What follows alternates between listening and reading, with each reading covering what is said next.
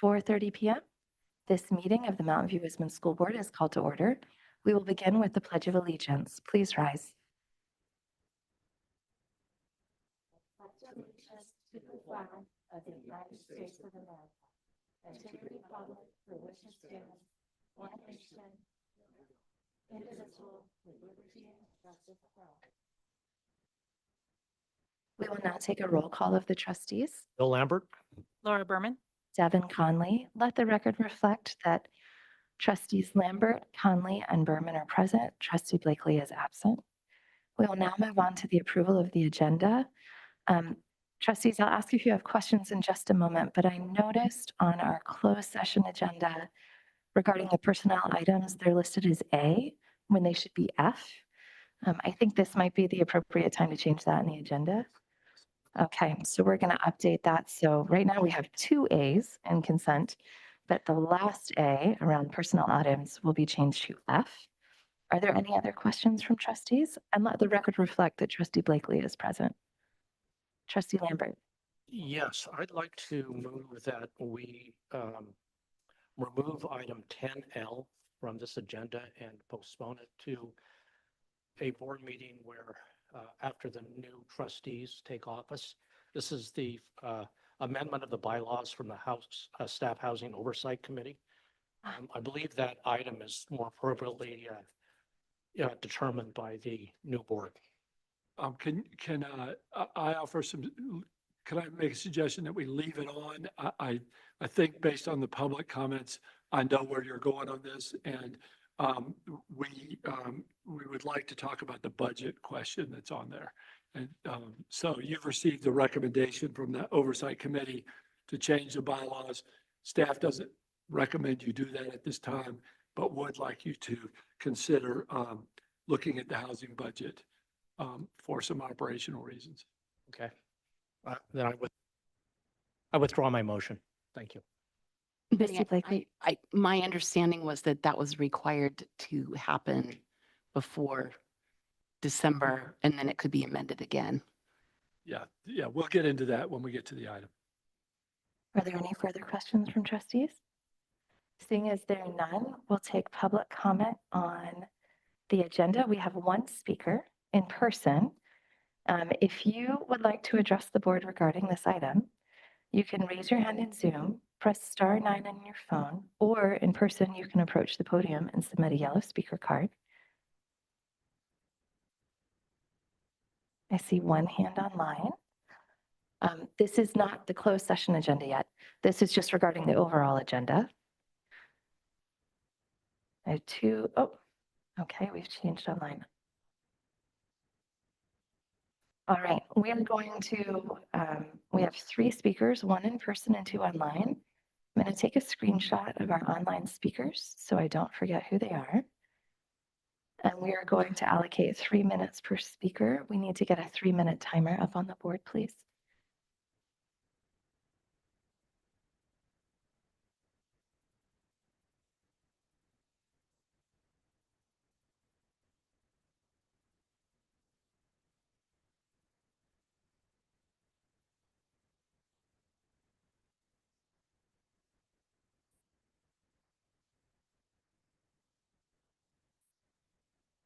It's okay. It's coming.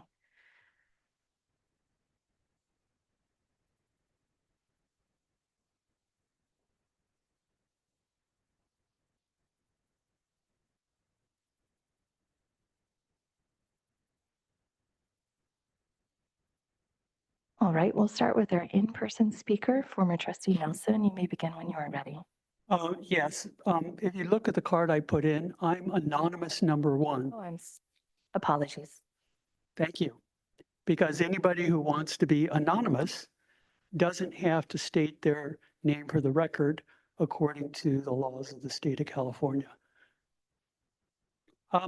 Yeah, this is about some people, not necessarily me, were upset that the discussion item having to do with the what is now closed session D and E was originally in the draft agenda, which I've said is always great at this district about getting it before the weekend. but it was as a discussion item. Maybe the board and the new board, that members that are coming in don't realize it. I don't know whether Skelly does because it's a minutia, but the Brown Act allows things in open session, particularly if they're noticed beforehand, to also be taken into closed session if there are particular things having to do with litigation that are mixed up in the middle of a discussion on something like a settlement agreement, a legal settlement agreement. That's one of the things that could have been done to make this more open to the public, because one of the things that the public expects is that the public business be done in the open. And so I hope the superintendent or the acting superintendent or intern superintendent will bring himself up on how that law works. There's also issues if you're discussing litigation during closed session and it says it's a litigation issue, you really are not allowed legally to bring up other things to discuss into discussion.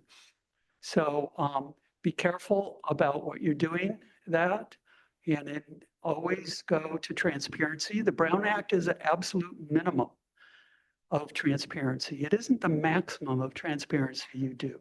You can negotiate something in open session, for instance, with the city council or the city manager. It doesn't say you have to do it in closed session. Thank you. Thank you. We'll now move on to our online speakers. We'll begin with Mohan. You may unmute yourself when you are ready. You have 3 minutes to address the board. Thank you, Trustee Conley. So I kind of want to echo what former Trustee Nelson had mentioned. I originally on the agenda that was sent out in draft, Dr. Rudolph's resignation was part of open session discussion, and then subsequently that was moved into closed session. Now, I understand there may be certain parts of this that are confidential, things like, if there's a health issue or litigation, and that can stay in closed session, but there are certainly parts of this that the public is interested in. So I'm asking you to split this into 2 parts. The first part where you discuss your confidential matters in closed session, and anything that you can discuss in the open, I'm asking you to do that in open session, such as the specific terms of the agreement. We have talked about this before. There's a real issue with the lack of transparency, and we're going to continue to talk about the lack of transparency, and that's something I'm asking you to rectify and make this as transparent as you can. So again, the request is to split this into 2 parts and move whatever discussion you can into open session about the agreement. Thank you very much. Thank you. Our next speaker is Nancy. You may unmute yourself when you are ready. You have 3 minutes to address the board. Hi, thank you so much. I heard this evening Trustee Lambert try to remove item 10L from the agenda. This makes sense. In the amendment to the bylaws under this item, an outgoing board member will be positioned on the committee for roughly a year past their board term. Based on current attendance at the committee meetings, this board member would be either Trustee Blakely or Trustee Berman. And these are the same board members who voted to ratify the questionable contracts in the current MVWSD fiscal crisis. So I'm wondering how we can reasonably give them continued financial oversight on this $88 million project and expect to rebuild the public trust. It's a basic conflict of interest to let these current board members vote themselves in on these bylaws. It would give them roughly an entire year extra of oversight, and it's time to let the new board do its job. So it is appropriate to remove that agenda item. Thank you. Are there further comments from trustees? Seeing as there is none, is there a motion including the change to the personnel item for closed session 3A becoming 3F?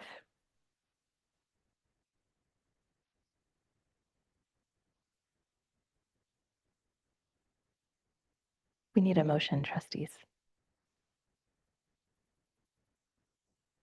Trustee Berman. I make a motion that we approve the agenda as presented, but making that change, the correction of having that second A item on the closed session, we should label that item F. Is there a second? Trustee Blakely, Second. all those in favor? Aye. Aye. On a motion made by Trustee Berman and seconded by Trustee Blakely, the agenda is approved unanimously. We will now move on to item 2. This is the opportunity for members of the public to address the board concerning items on the closed session agenda. Tonight's closed session has 6 items. You can address the board by submitting a yellow speaker card, raising your hand on Zoom, or pressing *9 on your phone online.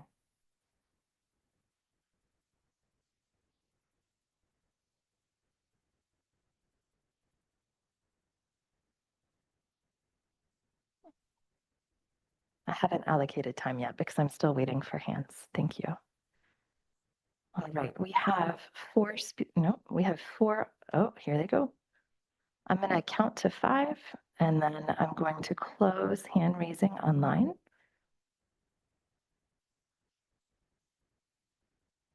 All right, we have 5 online speakers, and we have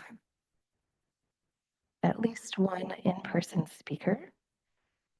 Trustees are, I'm taking a screenshot of who's online right now. Our policy has been that we divide the time evenly underneath 10 minutes. This will, in this case, that would limit the time below 2 minutes per speaker. Would trustees like to allocate more time? Trustee Lambert, Yes, I propose that we allow 2 minutes per speaker. are the trustees in agreement with that? That's fine with me. All right, we will allocate 2 minutes per speaker. We're going to start with our in-person speaker.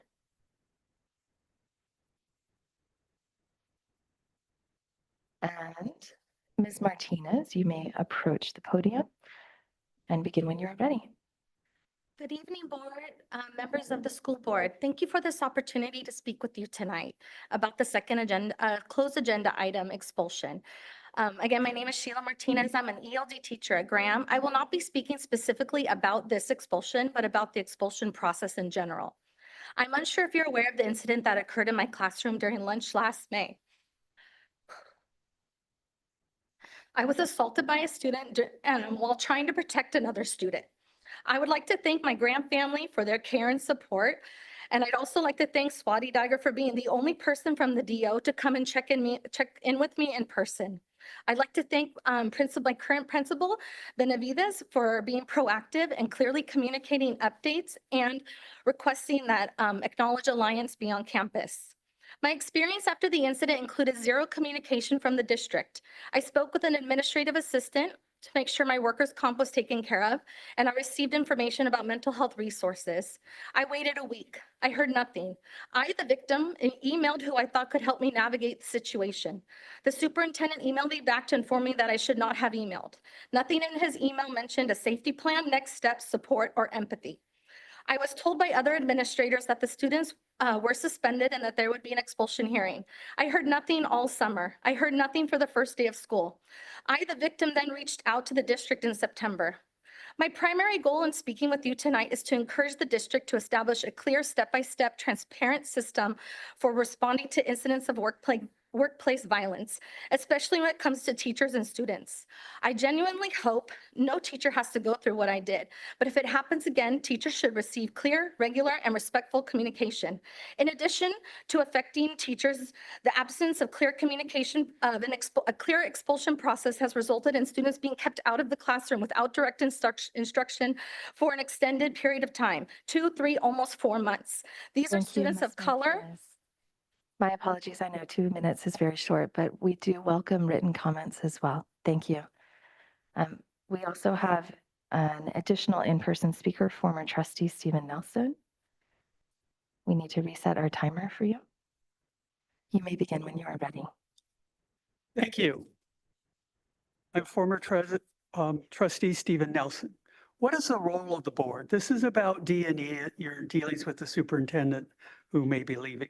The role of the board is to be the voice of constituents and voice of families, accountable to families and children, hold the district accountable. That is why you are in those seats. Something that is really important in board meetings, the public venue where the public can see the decision-making, is that you are clear and honest about what goals are, whether or not those goals are met, how much met or failed, and what the next steps will be. It's tempting to say, everything's okay. We are doing really well overall. The superintendent also. But if you are not being open about challenge, about how you are meeting or failing to solve these problems, you will not be successful.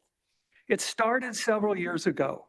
You haven't been either accountable or the voices of the families and constituents of our district and community. I hope you fix this particular problem that you have very much helped to create. Release this superintendent.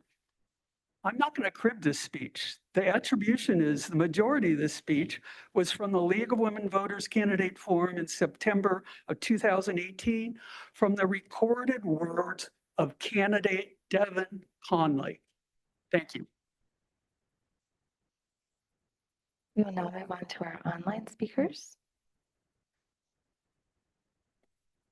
We will begin with Mohan. You may unmute yourself when you are ready. You have oh, your hand just went down. It's back. Mohan, you may unmute yourself when you are ready. You have 2 minutes to address the board. Thank you. Sorry about the glitch with the hand. Given that the board has doubled down on their lack of transparency around Dr. Rudolph's resignation letter, my comments will be about that before we go into closed session. On social media, Dr. Rudolph's letter, his resignation letter mentions he is leaving because of a health scare. However, the resignation agreement that was shared by the district says nothing about a health scare. Instead, it talks about a dispute. But the type of dispute, the nature of it is completely unspecified. It's clear we're not being told the full truth. As usual, there's been zero transparency surrounding the circumstances that led to his leave of absence and his resignation. We deserve answers, but instead we're left in the dark. Let's talk about the payout that he's receiving.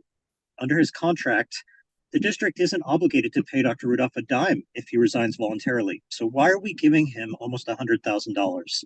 Why are we rewarding a man who is walking away in the midst of several large controversies, who has potentially steered millions of dollars to his friends and allies and invited an audit for fraud to our district? Why are we rewarding that? The agreement is an insult to every parent whose education has been affected by Dr. Rudolph's actions. We have a school district that can't seem to balance its budget, yet we're handing out $100,000 with no justification. That money could go to the classroom and it should go to teachers and students. However, by far the most shameless part of this agreement is the complete release of Dr. Rudolph from all future claims and liabilities. Even if he was found guilty of criminal behavior, we would not be able to seek restitution in the future. Why are we shielding Dr. Rudolph? Why aren't we prioritizing the interests of our schools and our students over one man? We deserve answers, we deserve transparency, and frankly, it's high time for the school board to stop putting Dr. Rudolph's interests first, ahead of our children. Thank you. You may submit written comments as well if you run out of time. We will move on to our next speaker, Nyong. You have 2 minutes to address the board. Hi, this is Young Liu. Thank you for taking my comment. I'm calling to ask, I have questions about Dr. Rudolph's resignation letter, especially number 8. It says that the party understand and expressly agree that disagreement extends to all claim against other parties. Just want to making sure that this is, like Mohan mentioned, if in the future there's wrongdoing that's being found, I would like the district not to be held liable and accountable for this. And if that was Dr. Rudolph wrongdoing, I think he should be responsible for that. And so I'm just trying to clarify what number 8 means. Also, number 17, for any inquiry directed to the district human resource department regarding employees' employment with the district Chief Human Resource Officer shall respond with a statement limited to employee position, held, salary, dates, employment, except as authorized by employee or required by law. So if in the future, if something goes wrong and another district call, it doesn't mean that our district cannot say anything about, what, you know, what went wrong, and it just stick to his positions. I just find that that number 17 a little concerning, because if there was wrongdoing being done, I would not like that being done somewhere else in the future in another district. And I think also I'm looking at I'm sorry, where am I? Number 918. Shall not become final or binding upon the district unless it has been approved or ratified at the district governing board. I was just wondering if. Thank you. Again, you may submit written comments as well. The trustees always welcome written feedback as well. Our next speaker is Nancy. Nancy, you have 2 minutes. You may unmute yourself. Hi, thank you, President Conley. With regard to that expulsion talk, that was heart-wrenching. We really need to support our teachers, especially when they've been put at risk by students. We don't have the proper support on campus, especially at Graham, for mental health. And based on our Graham teachers' comments tonight, we also don't have the proper support in place for workplace violence. Please do everything possible to support our teachers in this situation. Secondly, with regard to the superintendent settlement and resignation, there are several clauses in this settlement that are concerning. First, item 4 extends the 180-day grace period for repayment on the home loan for almost 2 full months with no explanation. We upheld our end of the superintendent's employment agreement, and now it's time for him to uphold his. He is obligated to pay this loan and the shared appreciation back within 180 days. Do not change this. Second, item 8 deals with an express waiver for all known and unknown claims. My concern is this express waiver under Cal Civil Code 1542 for any unknown claims. That is not a normal settlement and release. We do not yet know the extent of any claims, if any, in this situation. Finally, we're paying the superintendent nearly $100,000 plus benefits for the privilege of giving him all of these releases and waivers. This makes no sense. This seems to be a very one-sided settlement. If we are releasing all claims, there should be no payout. Thank you. Thank you. Our next speaker is Katie. We're going to get our timer reset. Katie, you may unmute yourself when you are ready. Hi, I don't actually have anything prepared, so I hope this comes out all right.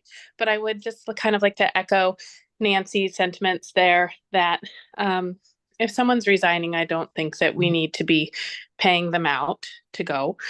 I don't know if that's normal in education, but it's certainly not normal in other industries. The next thing is the home loan. The community really rallied behind not giving that in the first place. So to offer the extension also seems like a bit of a slap in the face. Like the board went against the community in the first place, and now he's getting an extension on it. It feels wrong. And then to top it off, the possibility of, finding any kind of fraud or misuse of funds in the upcoming investigation. Somebody has to be held liable. Nobody's taking accountability for it. So I don't think we should be putting any kind of clause in the resignation contract to allow anybody to get away with it, with anything. So if nothing's found, great. But I don't think that we need to be giving people a free pass. Okay, that's all. Thank you. Our final speaker is Ling. Ling, you may unmute yourself when you are ready. You have 2 minutes. Okay, I think I'll speak to 3 things, which is with that expulsion comment. I am also so sad to hear additional testimony on how folks are treated by Dr. Rudolph and the administration in the past.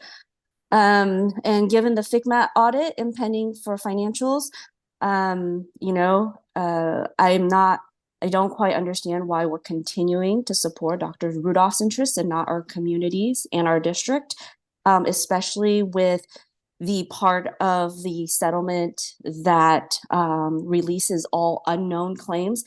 This is, again, extremely unusual for a typical resignation. Typically, nobody gets anything for a resignation.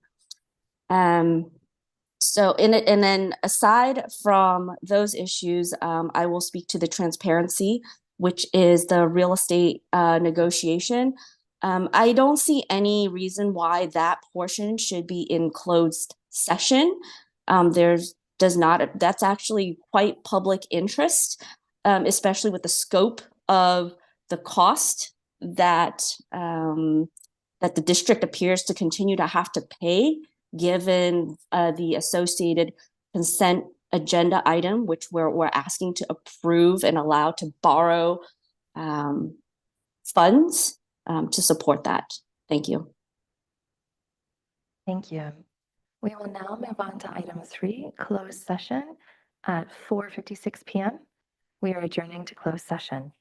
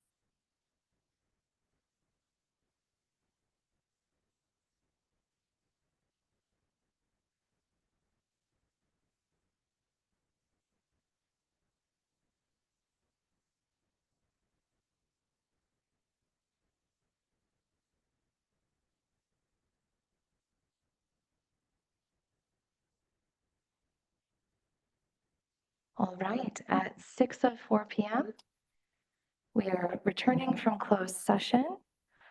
And I'm going to reconvene open session and share a closed session report.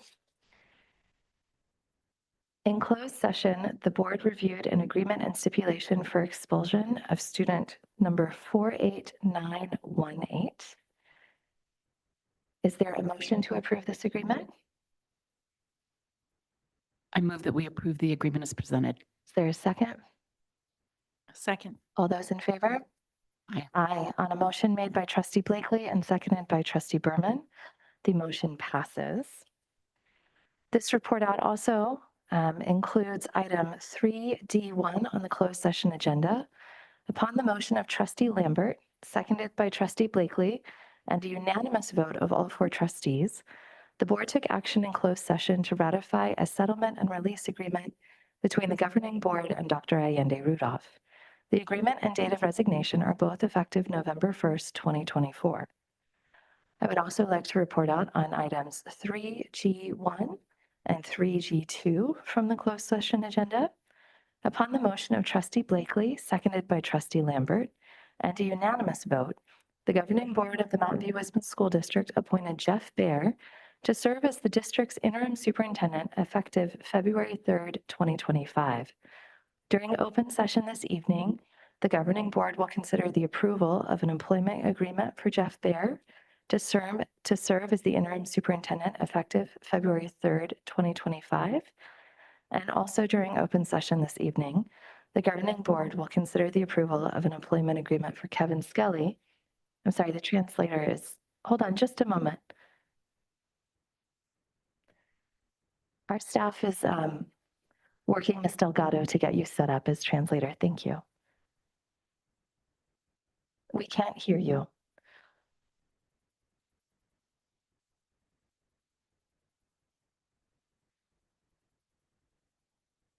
I'm gonna wait just a moment.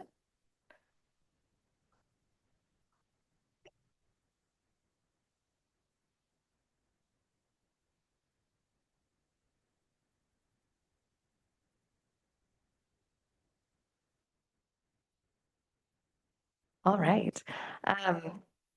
Also during the open session this evening, the governing board will consider the approval of an employment agreement for Dr. Kevin Skelly to serve as an interim superintendent effective October 25th, 2024. On behalf of the governing board and the district, we thank and congratulate Kevin Skelly and Jeff Baer. We are very appreciative of your service to our students, employees, district, and community. We will now move on to our school showcase. Tonight we have Graham Middle School. Call for public comment on reporting out. That's an agenda item, and I have a comment. Dr. Skelly?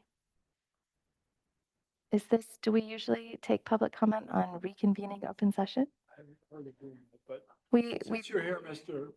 Nelson, and if you can keep it brief, that's great. we will put a 3-minute timer up on the board.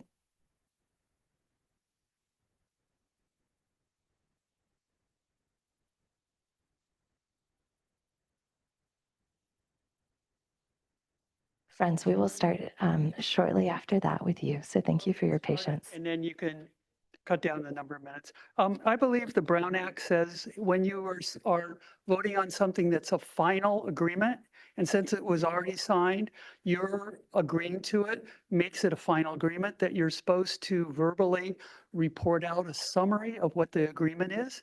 It could be about what the general terms are, not the exact terms, because there is a bunch of controversy, as you've heard earlier, about this particular agreement, and we would sort of like to know whether it was the exactly same agreement that was signed on November 1st.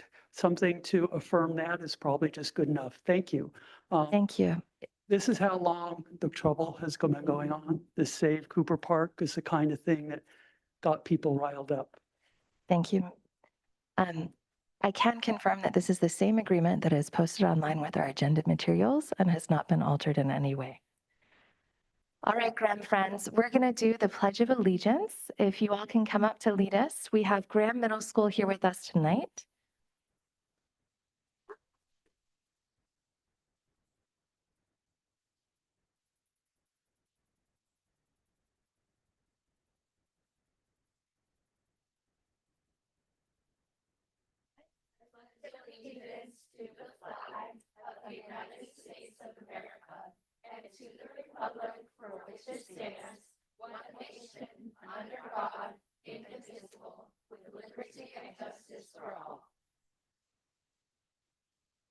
Thank you very much. And we also have Principal Benavides here, I think, tonight as well.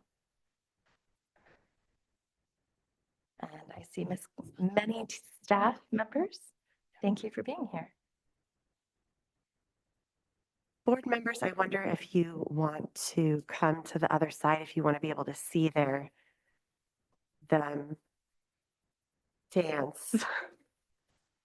It would be a good idea.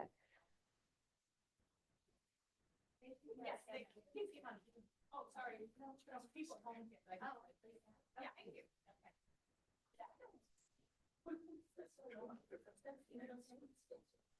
Okay, we are going to inspire and delight you with two songs tonight. The first is Seize the Day from Newsies, and the second is ABC 123, recorded by the Jackson 5.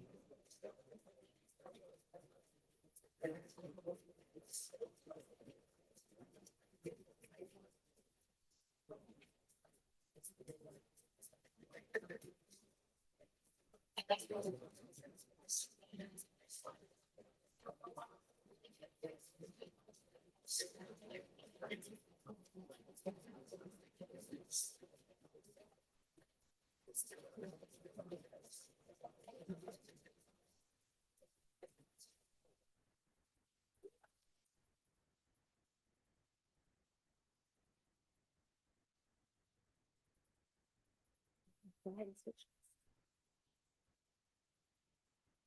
And here we go. Uh-oh.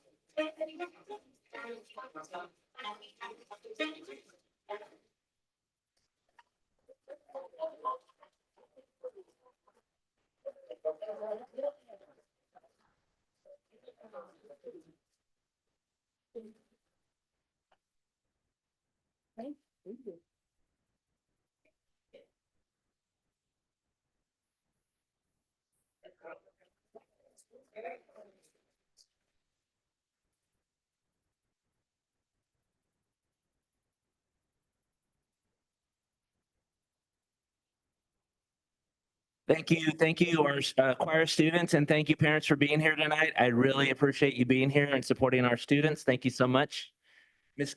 Gatterlin, thank you so much for leading them here. I know you were under the weather and you still made it, so thank you so much. I appreciate that. Thank you. So this is my first showcase. I'm very proud to share what's going on at Graham with you. I just wanted to do a time check with Shelley because I can go on and on about Graham Middle School. So how much time do I have? Okay, all right. I don't even know if I answer questions or whatever, but I do want to thank you for inviting us. I do want to thank you for providing this opportunity for us. I also want to thank my staff who's here really in support of me, knowing that this is my first time. So thank you for being here. And they even tempted some of their colleagues to come out tonight with the gift of friendship, which I really loved. That was amazing. Thank you, Mr. Gomez, for that. So anyways, without further ado, we could go ahead and do I press anything? Okay. Yeah. All right. Inspire, prepare, empower is our theme for this year, as well as our mission for the district. And so everything that we talk about is with those goals in mind. The first thing I want to share immediately is that we have a multicultural club at Graham. We have 22 clubs altogether at Graham, but specifically our multicultural club, they're having a Diwali festival this Friday, tomorrow, from 5 to 7:30 in our Graham Middle School auditorium. So I wanted to invite all of you to join us. There's going to be food, and who doesn't love food? Desserts. Our PTA is going to do a bake sale. There's different activities, arts and crafts. There will be performers from our student group, as well as Stanford group that will be performing for us. And then more than anything, they're enticing people to join us for some fellowship and camaraderie, and win a gift card for a local business, my favorite being Red Rock Cafe. We recently had another community engagement activity. It was on October 30th. We had Dia de los Muertos, and we estimated that we didn't count exactly, but we know for a fact that we had 200 or so. I think we counted based on tamales. We had 200 tamales and we sold out, and people were still asking for them. So we had over 200 families, 200 students, 200 community members there. We had mariachis, we had ballet folklorico perform. Our students, our staff came out. We're selling tamales as a fundraiser, but we also gave away pozole, pan dulce, chaparral, and other cultural foods and experiences. Our chef, who's amazing, the night before she molded out of sugar 200 skulls for students to decorate. And the amazing thing about that is she only had one mold. So I can't imagine how much time she dedicated to that. We had face painting. Our Aries was wonderful. He doesn't believe in his artistic ability, but the young lady, she said thank you for whatever he did, the artwork that he did on her face. So that was beautiful. So it was just an amazing event, and all of the parents, you could see them. They were so happy to share their culture, to share, be a part of the community, and really to feel welcome. So very proud of that activity and looking forward to tomorrow's event as well. Right now, we're in our 4th week for the Parent Institute for Quality Education, also known as PIQUE. When we first put this registration out for a 4 series or 5 series class workshop for our parents, we initially got 90 parents, Spanish-speaking parents, to sign up. And then we had about 45 English-speaking parents sign up. And then we ended up with about 20 English-speaking parents for the English-speaking only workshops.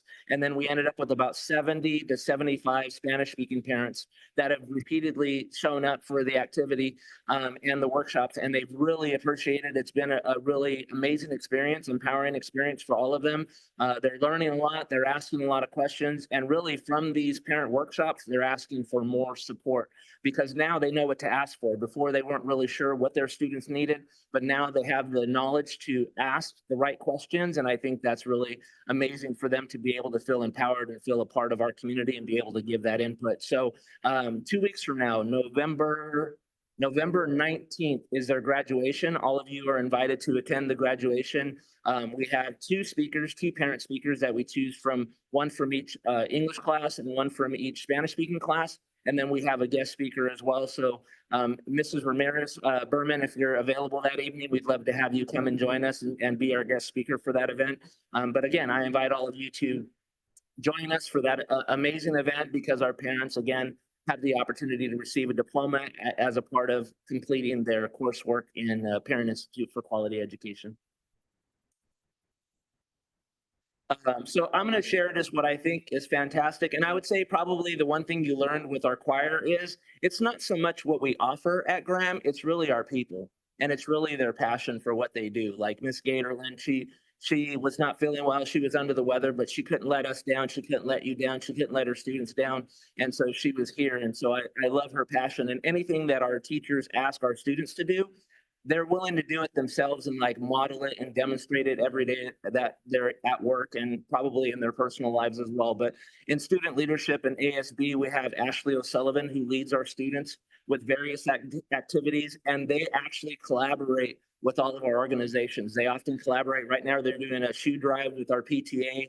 They're collecting slightly used shoes to sell as a fundraiser to raise funds for our community and our school in order to do community service projects around our school and our community. They're also doing throughout the year, they're designing and creating activities. Recently, you'll see at the end of our slide deck, they had a intramural sports where they had a kickball tournament. So they signed students up to have activities during lunchtime.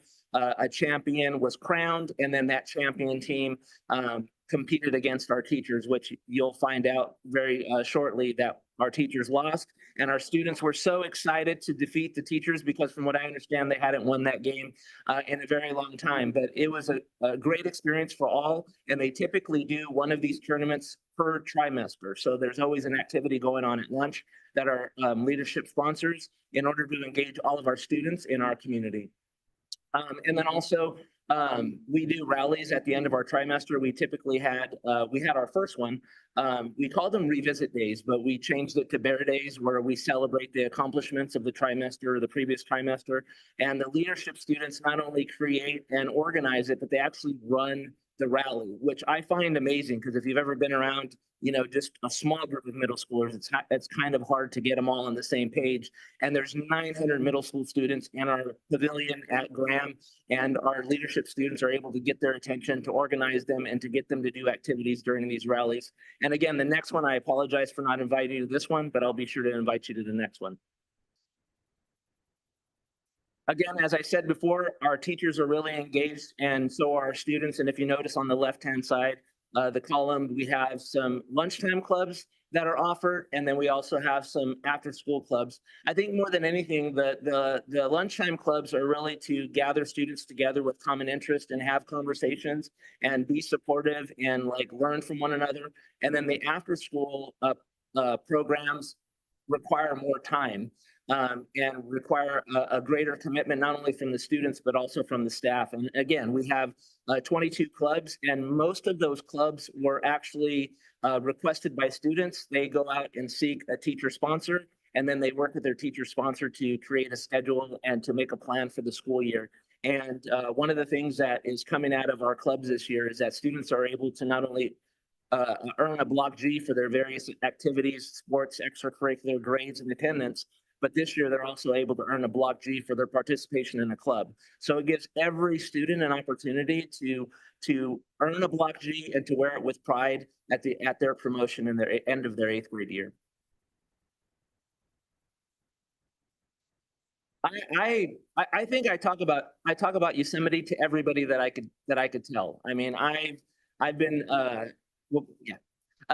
I have been in education 28 years. I've been in several districts, and I've never, ever been in a district that sends their students to Yosemite for a week to gain that experience, to gain that worldly experience, but also to gain that connection with nature and to see what else the world and life has to offer. And I find it absolutely amazing that not only our district sends them, but so many of our staff, again, volunteer to spend a week with 12 and 13-year-olds up in Yosemite in the wilderness, not really knowing what's going to happen, but being there to support our students, to answer their questions, and to just enjoy the experience. So I want to thank the board and everybody else who provides the financial support and the opportunity for our students to gain this experience.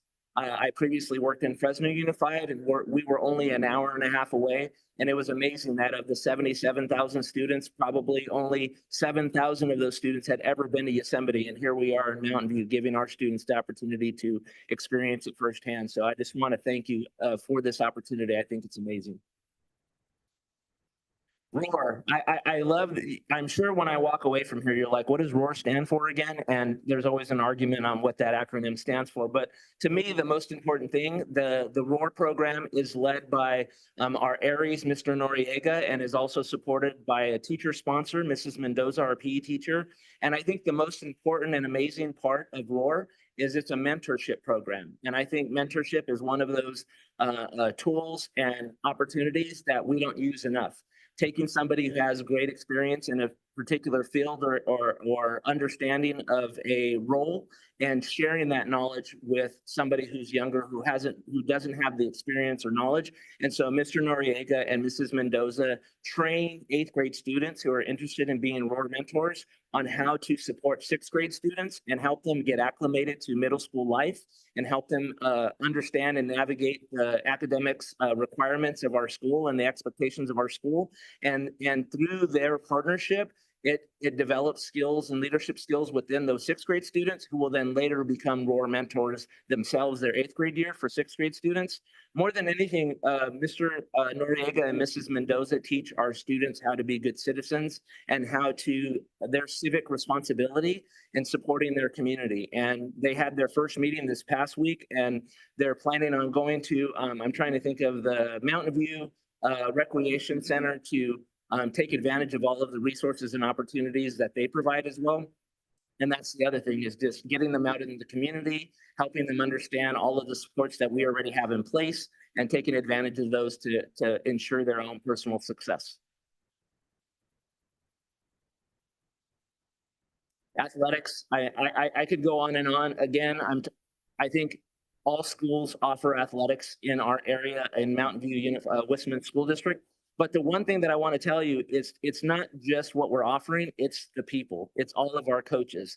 And what you will find out is if you go through the list of coaches, it's repetitive. It's who coaches this, Mr. Noriega, who coaches this, Mr. Lay, who coaches this, Mr. Lau. And then you will hear those names repeatedly because they're always volunteering their time to support our students and be there for them, to not only develop their athletic skills, but to develop their interpersonal skills, their leadership skills, their skill in being teammates and working together and collaborating. So Mr. Van Dam, I want to give a shout out to him. He is the most amazing athletic director I've ever worked with, ever in my 28 years in education. He's very organized, communicates, yeah, absolutely, communicates regularly at all times. Parents and coaches and students know exactly what the expectations are, what the plan is. And believe it or not, I think one of the wonderful things they do is on game days, they actually have lunch together, which I love that idea. That they get them all together to have lunch and get the students prepared for their competition and just kind of lower that anxiety that they have in going into competition and letting them know they'll be okay regardless of the outcome. So Mr. Van Dam, if you're here or listening, thank you so much for all you do.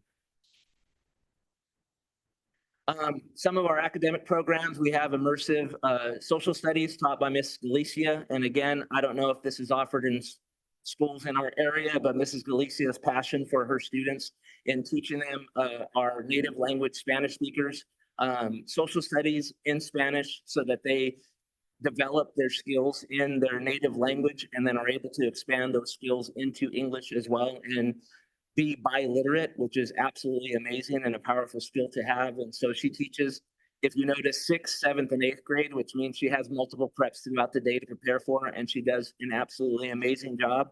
If you ever have an opportunity to visit our school, I'd be happy to take you into her classroom so you can see what she's doing. Not only are our native Spanish speakers in our immersive social studies class, but also our students who are from our Spanish immersion program in our elementaries also attend and participate in our immersive social studies class as well, which a lot of the immersion parents are very appreciative of that opportunity. So thank you.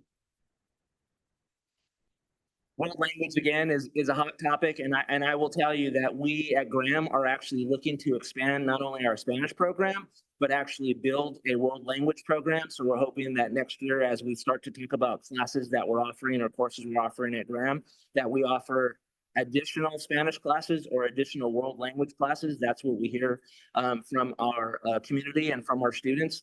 But again, the great staff that we have, Profe Rico Ruiz works with our students in Spanish. And not only does he teach beginning Spanish, but he also teaches our students from the immersion programs.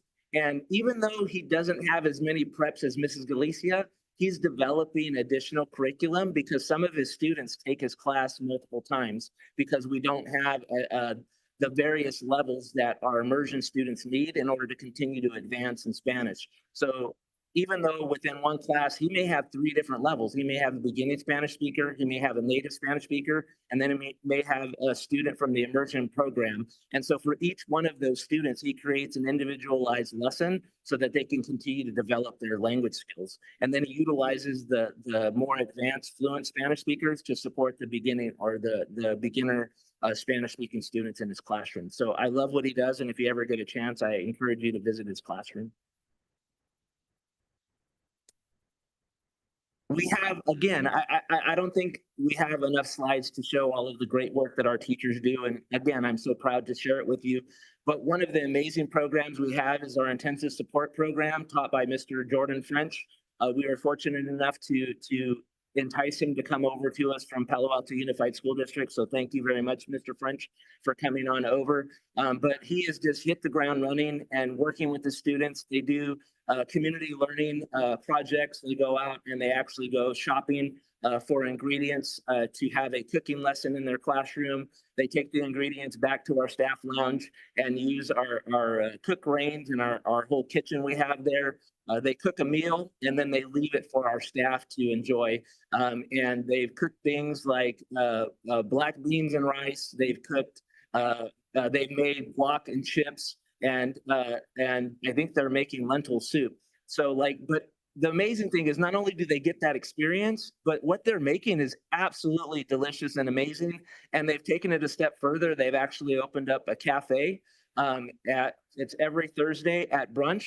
And it's open to staff. So staff goes out to the room 54 and they have a whole setup. They're making coffee, they're making tea.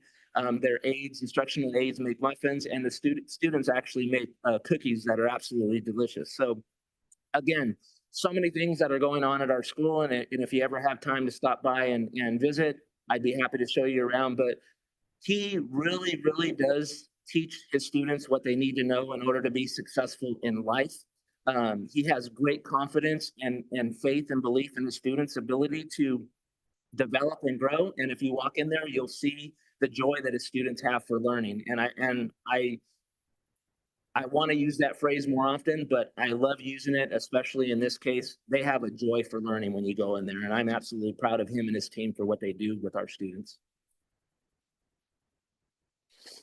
GMS TV, I could spend an hour talking about Mr. Sayer and all he does, but the one thing that I want to highlight that most people don't know is that his GMS TV team is a vital part of our school. Every morning, they broadcast all of the news that our students and our staff need to know in order to make it through the day and be aware of all of the activities and events that are going on our campus, as well as update them on anything that's pressing that students need to complete or be aware of. But for parents in our community, Mr. Sayer and his team actually record and live stream games. So for our community where parents are going to work every day and are not able to go to every single game that their student participates in, Mr. Sayer and his GMS TV broadcast team go out and put all of these games on YouTube so that parents could watch them when they go home, or even better, as a student athlete, go home and watch your game to see areas that you can improve upon. But I love the fact that what he's doing is giving parents an ability to see their children, to be proud of them, to have a conversation, even though that work doesn't allow them to have time to be there. It's almost like they're there because he provides this opportunity. And then again, Mr. Lang is here today in support of our school, but Mr. Lang also supports in GMS TV. And again, they're always trying to find better ways to provide great experiences for our students. So if you ever hear from Mr. Sayer or you ever hear from Mr. Lang, it's because they're being advocates for our students, and I really do appreciate all that they do. Again, another amazing person. I don't know, I'm sure you've heard of Agnes Kaiser, Mrs. Agnes Kaiser. She is passionate about what she does. She keeps everybody informed, and she teaches robotics, engineering, and coding. And she actually has a club after school. It's the Lego robotics competition, which actually leads to FIRST Robotics at the secondary level or high school level.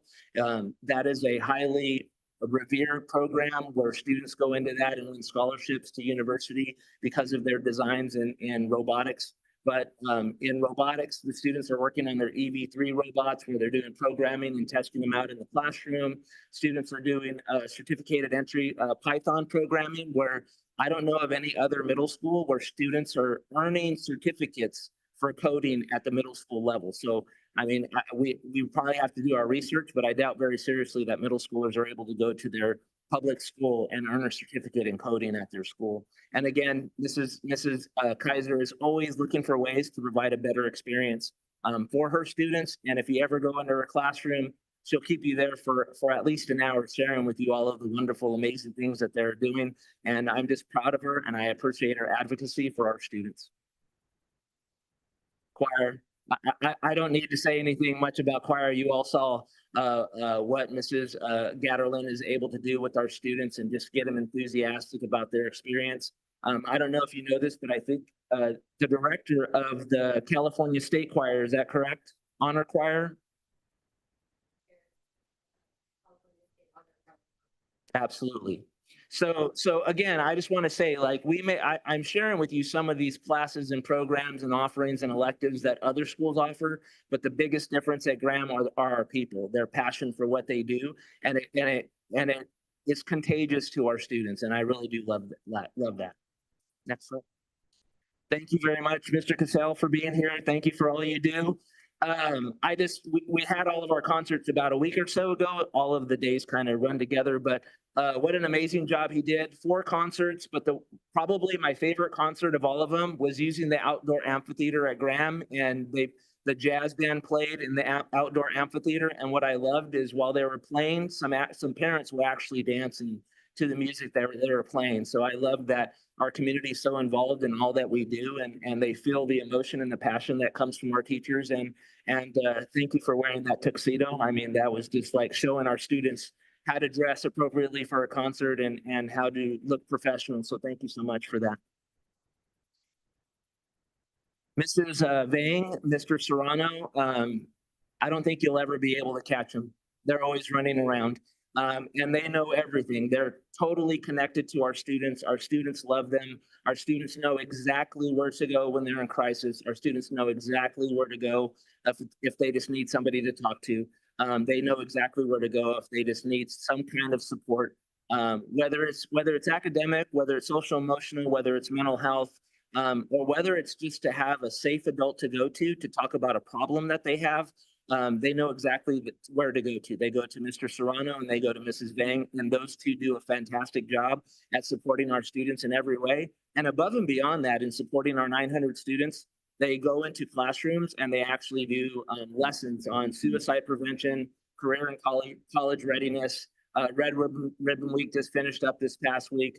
And then they do anti-bullying awareness. And that's just a very short list of what they do. But they push into our social studies classrooms, our English classrooms, and they provide lessons on various aspects of social emotional health and mental health and well-being. So I really appreciate all they do. Thank you, Mrs. Vang and Mr. Serrano.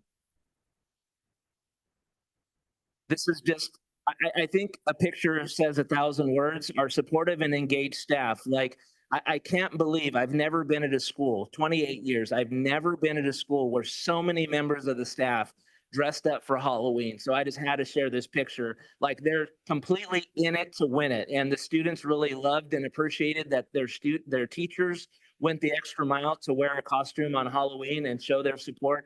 And some of our students wore the same costume. So I wish we'd have got pictures with the twinning that was going on campus that day. But thank you, staff, for all that you do. And then again, last but not least, calling out our staff on the times that we compete. Welcome week, we had a rally where we had teacher-student competitions. Our revisit days or bear days, we had rallies where there was teacher-student competition. And then 3 times a year during our different trimesters, we have intramural sports where the champion plays the teachers. And you can see they're really trying hard. That's Mr. Mulkey right there trying to do his best to beat out a single. He actually was out and he was called safe, and it was a whole controversy.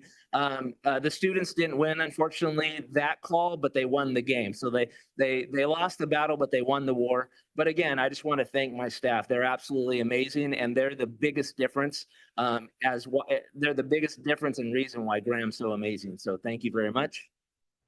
And then again, thank you very much for your support and for the time to present this information. And as always, go Bears.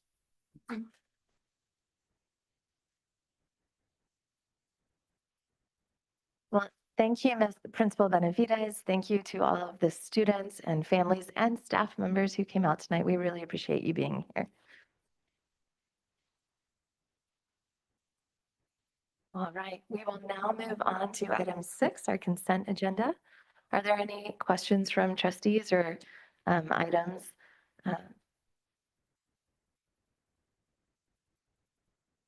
Seeing as they're on the consent agenda. The substitute teacher compensation. You want to pull that? Can we pull that one? What item is that, please? It is G. Okay. Sorry. No, I'm sorry. F. Okay. All right. We'll take comments on the consent agenda except for item F, which we'll discuss separately. If you're a member of the public and you would like to comment, you can raise your hand in Zoom, press *9 on your phone, or in person, you can submit a yellow speaker card and approach the podium.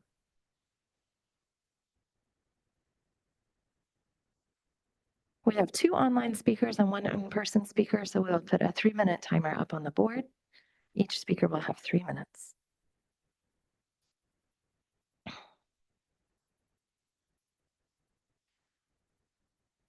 Thank you. My name is Stephen Nelson. I'm a former trustee of this district, and I have butt heads with Dr. Skelly in one infamous meeting which the Southwest Town Crier misreported because of the issue of how millions of dollars are set into boxes and they never get out of those boxes. So this has to do with millions of dollars in this particular school bond. I've sent you earlier, I hope you got the annotated version of this, of Something has to do with roofs that were were on the list to be replaced back when I was a trustee. In fact, even before I was a trustee, there were stuff surveys that were done of old roofs for the 2010 bond. Yeah, the board meeting in September, I asked about this. President Conley put a question to Dr. Rudolph. Her quote was, if I remember correctly, when we were approving phase 2 for the remaining Measure T funds, we did approve replacing roofing. Rudolph, yes, this is an area of major concern. I think perhaps Graham is the oldest of the roofs out there. We want to make sure that we address the roofs. We saw sizable or a number of leaks this year, meaning last winter with the rainfall. So we want to address these. Conley, thank you. I want to mention that this item, in fact, doesn't show replacing roofs. In fact, if you said this is showing replacing roofs, it would be less true than untrue. There are a number of roofs that are probably 25 or 35 years old. Bob, some of the Graham roofs, because that's only doing partial roof replacements. Emai, Landals, and Derikoff. Those ones are just doing repairs. If you have a 25 or 35-year-old car and you're just doing repairs on it, you're going to extend the life some, but maybe you really ought to spend the money to replace it.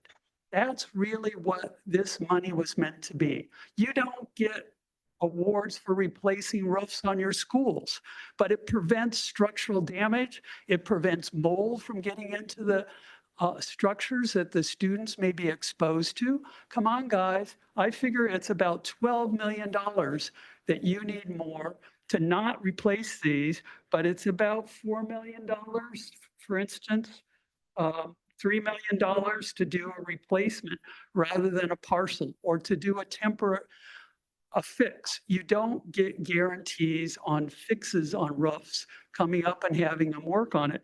You do get guarantees when you entirely replace a roof. Thank you. We'll now move on to our online speakers. Nancy, you may unmute yourself when you are ready.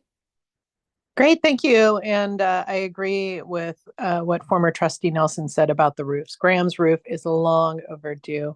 So quickly with regard to item E, Graham's theater maintenance is also long overdue and not on the list. So I'm going to suggest that someone look into that. With regard to item L, the change order includes 2 separate charges for a, quote, third security guard, end quote. One of the charges is $20,000 with no further explanation, and the second charge is $70,000 for a third security guard for September and October. Do you mean to say that we are paying $35,000 a month for the addition of a single security guard? How is this possible? This is exactly why we can't extend a blank check to a property management company to use our Measure T funds. Also, I thought Measure T funds were for facilities. How and why are we using them for a security guard at $35,000 a month? Item M, approval of monthly reports includes a PO for $17,500 for Wheelahan Consulting Services. Wheelahan School Business Consulting provides consulting services to the Chief Business Officer. Don't we also use school services to provide assistance in regards to issues of school finance and fiscal items? My question is, who's looking into these contracts in aggregate and ensuring that they are not redundant and that they are all reasonably necessary business expenses? What concerns me here is that we have several different contracts dedicated to helping our business office do the accounting. And given our most recent foray into reviewing consulting contracts, I implore you to take a look at the total amount of money in aggregate we are dedicating to outside help for our accounting services. Thank you. Our final speaker is Nyong. You may unmute yourself when you are ready. Hi, this is Young. I'm calling because yesterday I was at Graham for the PK program, and walking through the hallways, I don't know if people noticed, it's really dark. Like a lot of the lights aren't working. So we're gonna have night event at Graham. Those hallways lights, like all the hallways, need to be fixed or something because it's just really, really dark, and I don't see and that on this list. So I just want to bring that to the attention of the board. Thank you. Thank you. Trustees, is there a motion regarding the agenda, the consent agenda minus item F? I move that we approve the consent agenda minus item F as presented. A second. All those in favor? Aye. Aye. On a motion made by trustee Blakely and seconded by trustee Berman, the board votes unanimously to approve the consent agenda, except for item F, which was pulled for discussion. Trustee Blakely, item F. Thank you. I had a question on that. When we got the comparison rates today for other districts, we matched most of them with the new rates, maybe a little bit, but I noticed that one of our neighboring districts is higher, at least for the 30-day rate. And I know a few years ago during COVID, there ended up being like the battle of the rates and all the districts ended up pushing them up. But we keep hearing from parents and from some teachers, and I was doing a lot of knocking on doors for our partial tax measure and bumped into some people that were substitutes. And I'm just wondering if we have a little bit more room to bump these up a little higher. I don't know if the fact that we're having trouble attracting enough substitutes is because we're not paying competitively. That's what I've been hearing, but I don't know if that's your sense, Ms. Vicchard in particular, and I'm curious what your sense is, if that is impacting things. I think that was part of the reason that we were bringing this tonight, is so that we can make sure that we are being competitive with our neighbors over in Sunnyvale, make sure that we are at least at the same level as our neighboring districts, and bring back some of our stuff. Okay, and you think these levels would help, or do you think it would help if we raise them a little bit more than this? Like $25 a day or something like that?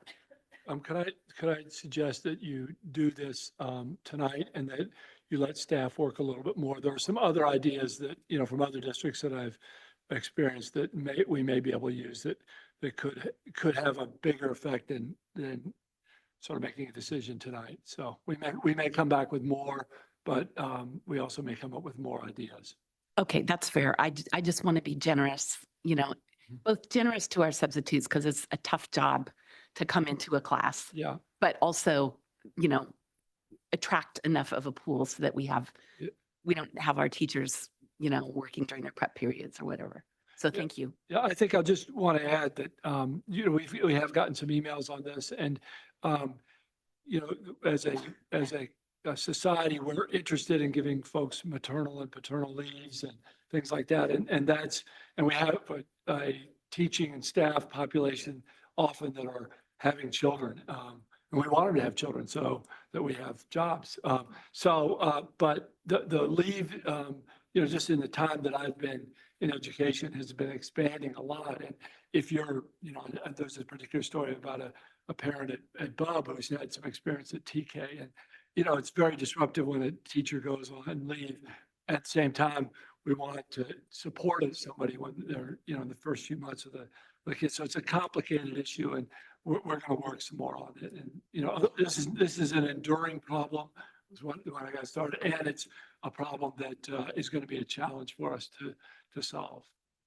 Thank you. I agree that it is a challenging problem, and I was hopeful that our state legislators might be able to put some fixes in for longer terms, but it sounds like those limitations on the terms are in the regulations adopted by the Ed Department. So not fixable by the legislature, but I'm fine moving forward then with the understanding that we are continuing to look into this and find ways to attract more substitutes.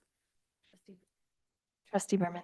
I'll just add that I'm glad we're looking at what other comparables for districts around us. Sunnyvale also has some long-term rates and different rates for teachers that are fully credentialed that are at a much higher rate. So I think if we could sort of look at that, their full all of their offerings and sort of think of something comparable, I think that would be really good. So I'm glad it'll come back.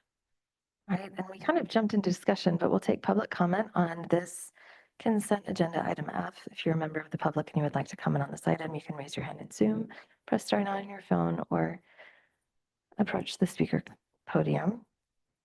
We have we have 2 speakers 3 speakers online. We will close speakers there. Oh, excuse me, 4. Everyone will have 2 minutes. We're going to start with Nancy. You may unmute yourself. Hi, thanks. I'm going to actually agree with Trustee Blakely and say, hey, let's do all we can for these substitutes. I also support Dr. Skelly in coming up with additional items other than pay to attract more subs to our district. Finally, I think it's really important, whether it supports this position or not, to include both Palo Alto and Sunnyvale on any financial or performance comparisons with this district. For some reason, Palo Alto was left off of this comparison. I've also heard that Alum Rock has a very high sub rate. So if you guys could look into this as you're further investigating, I'd appreciate it. Thanks. Our next speaker is Nyong. You may unmute yourself.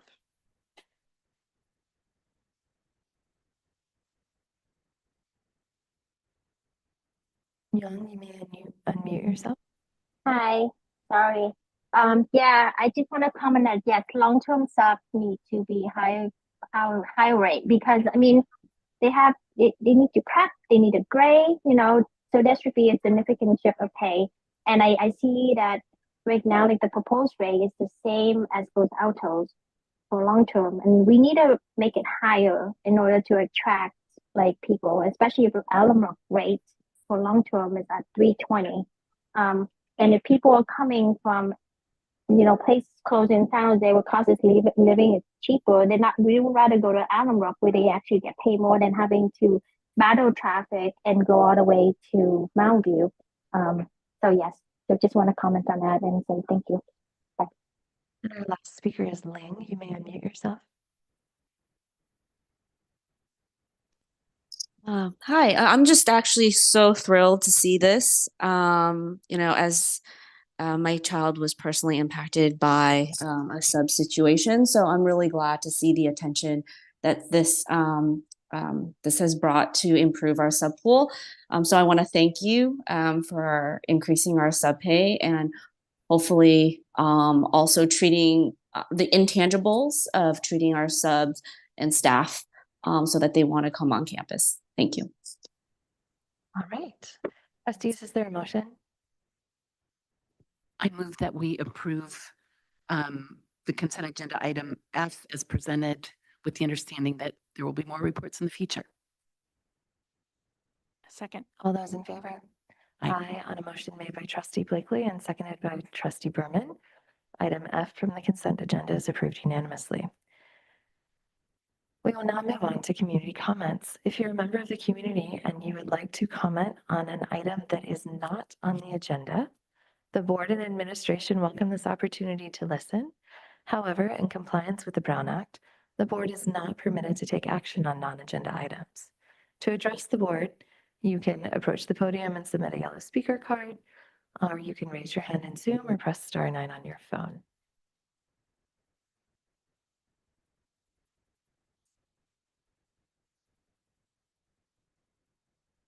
We have 2 speakers online and 1 in person. We'll allocate 3 minutes each.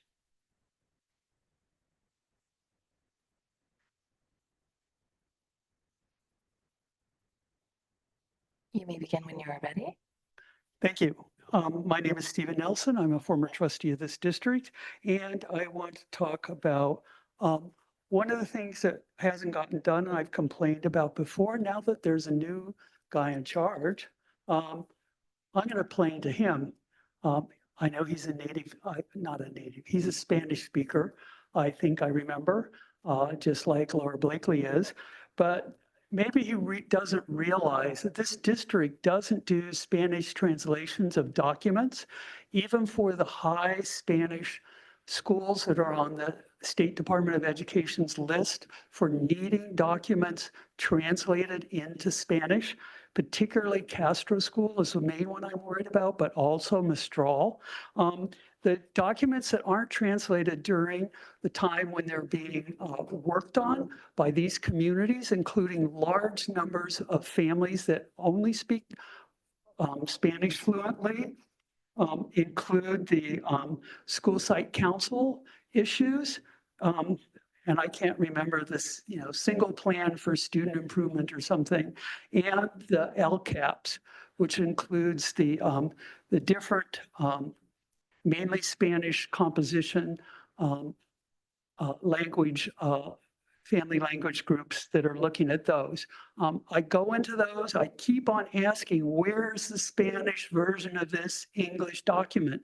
And I keep on getting told, oh, we'll do it later. We'll do it after it's adopted. And what I see is 2 or 3 months after the board has voted on something, then the Spanish document comes out. That is not acceptable. I'm not going to scream anymore. I'm not going to argue. Dr. Skelly, you know how these things are handled. It goes to the state. It goes as a complaint from some Spanish-speaking families, and you get dinged on it. This board has not taken that responsibility. Laura Berman, you have not taken the responsibility to protect the families that speak Spanish.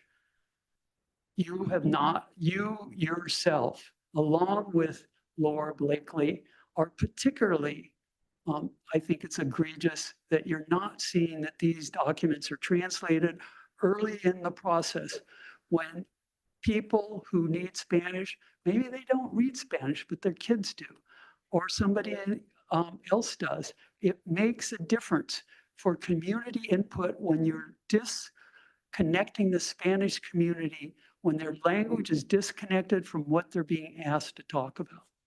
Thank you. We'll move to our online speakers. Nancy, you may unmute yourself.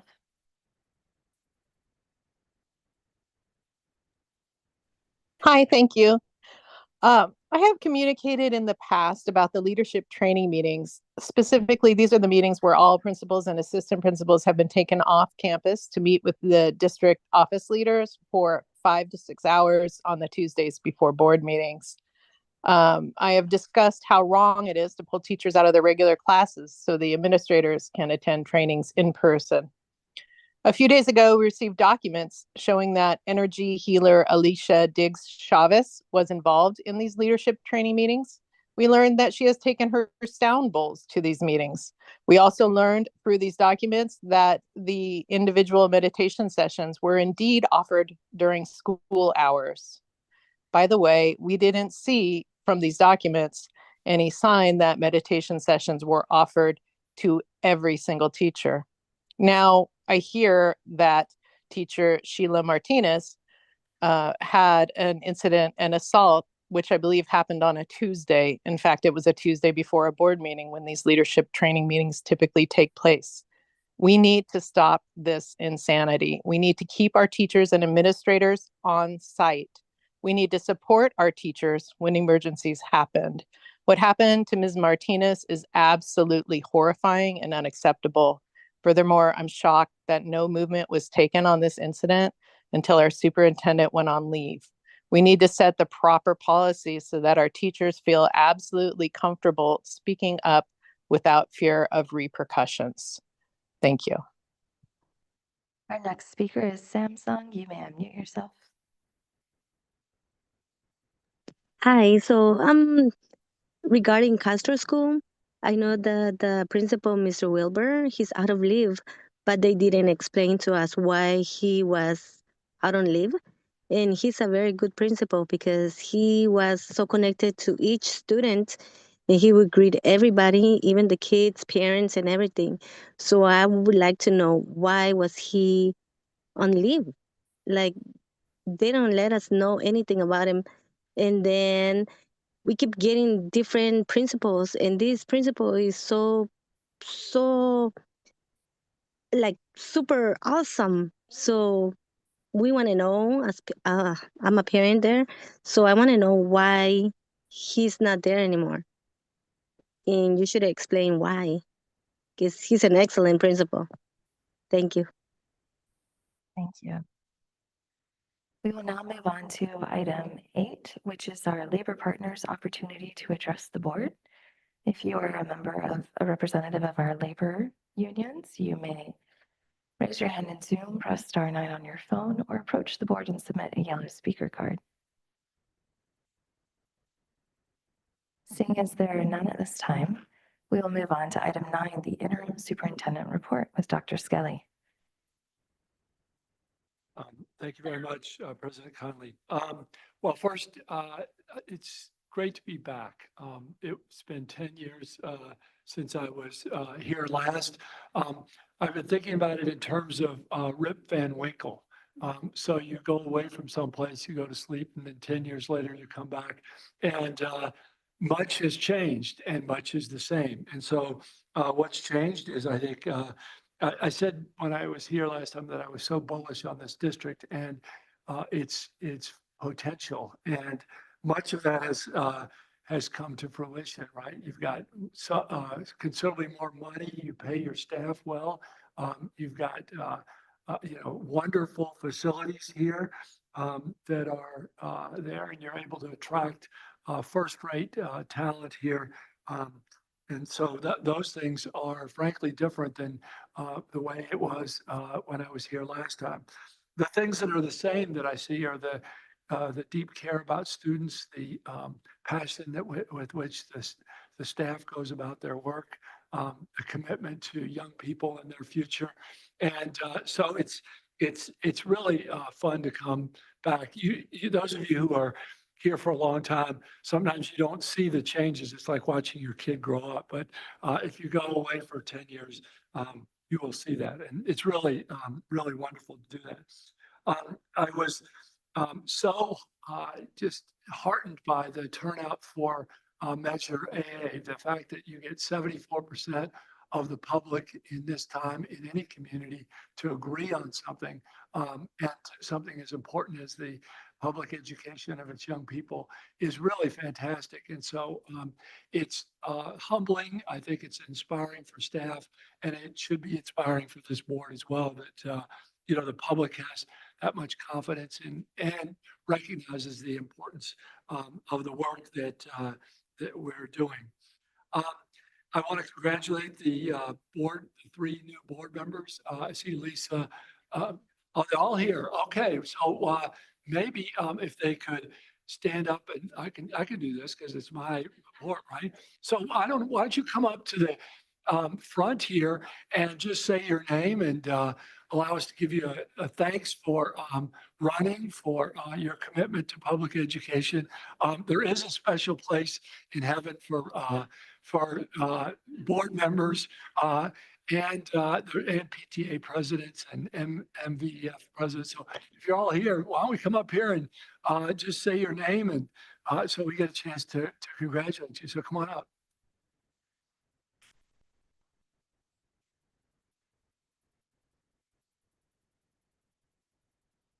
Hello, I'm Anna Reed. It's not official yet, but top of the polls currently, employee of Cupertino Union School District, and I'm actually doing dual duty. We have a board meeting tonight, so I'm halfway online with them and then here in person.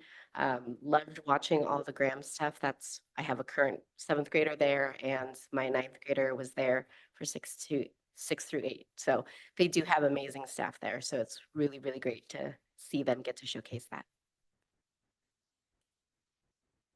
I'm Lisa Henry. I'm also a parent at Graham, 7th grader. We're both just at the same volleyball game, Graham won. And very excited. It is not final. So assuming final, then I'm very excited for this next stage, and also former PTA president. So, no. Okay, two tickets to heaven. Yep, and I'm Charles DeFazio, so parent of Crittenden and Vargas kids. So, and like everyone said, it's not final yet, and I'm the lowest on the totem pole, so I'm the most tenuous, but I'm optimistic and looking forward to being up here. Thanks. Thank you for coming, and I think I have calls into you two to come on over and spend some time, and I'm looking forward to meeting you, and we'll do a lot of orientation, and it'll be great. So thank you. Read the superintendent's e-news that comes out tomorrow. We'll try to keep you updated, those in the public and the board, about various issues that are going on. I have met with some of the folks that have been on Zoom here tonight. Yeah, we've had some good conversations. I want to extend my invitation to call, to text me. I'm only here a short time, but I plan to work hard to do everything I can to support the district during this time. And I want to be a listening ear and help folks understand the district and understand some of the issues that that we work with. I've been in a lot of different places, and I'm old, so I've got lots of experience. Let's see, what else? I've been visiting school. We've been around to all the schools. I still remember my way around here when I was biking around the district 10 years ago. But sometimes I don't recognize the schools, but it's really been wonderful to go out and see the kids, tonight, and those experiences. And it reminds me why this work is so wonderful. And then I think I want to say that I think the board is committed to having a housing, staff housing study session. We'll work on setting something up like that in the coming weeks, probably before the new board gets sworn in. And there might be some questions about when that happens. You guys are covered by the Brown Act now, since you're presumed winners. And so all those things, but you can certainly come to meetings and observe. In a study session, we're hoping to have between now and when you are brought in as members in sort of December 18th, I believe is the date that of your being installed as new board members. But with the study session, we won't take any action, but we will be a chance for everybody in the community to learn where we are and go through that a little bit better. So I think that's the end of my report. Thank you very much, Dr. Scully. We're so glad to have you here. Trustees, we've been going since 4:30 p.m. and we actually haven't had a break. Let's take a 10-minute break. We'll come back, or 9. We'll come back at 7:20.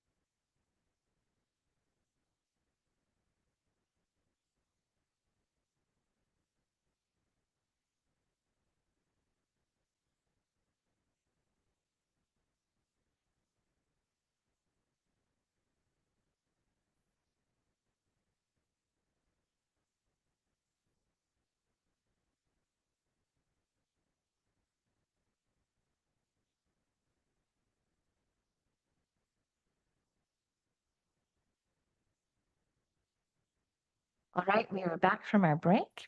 We'll move on to item 10A. This is our interim superintendent employment agreement. This item relates to the board's consideration of an employment agreement for Dr. Kevin Skelly to serve as interim superintendent effective October 25th, 2024.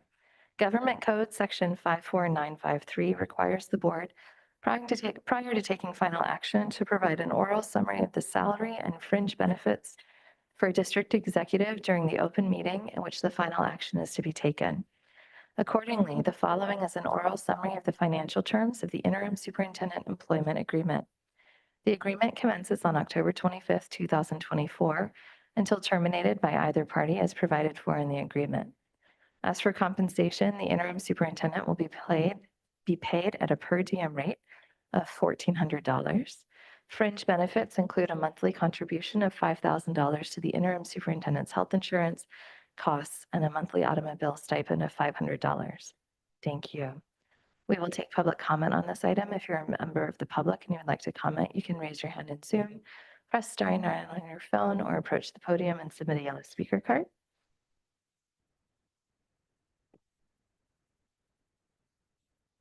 We have one speaker. We'll put a 3-minute timer up on the board.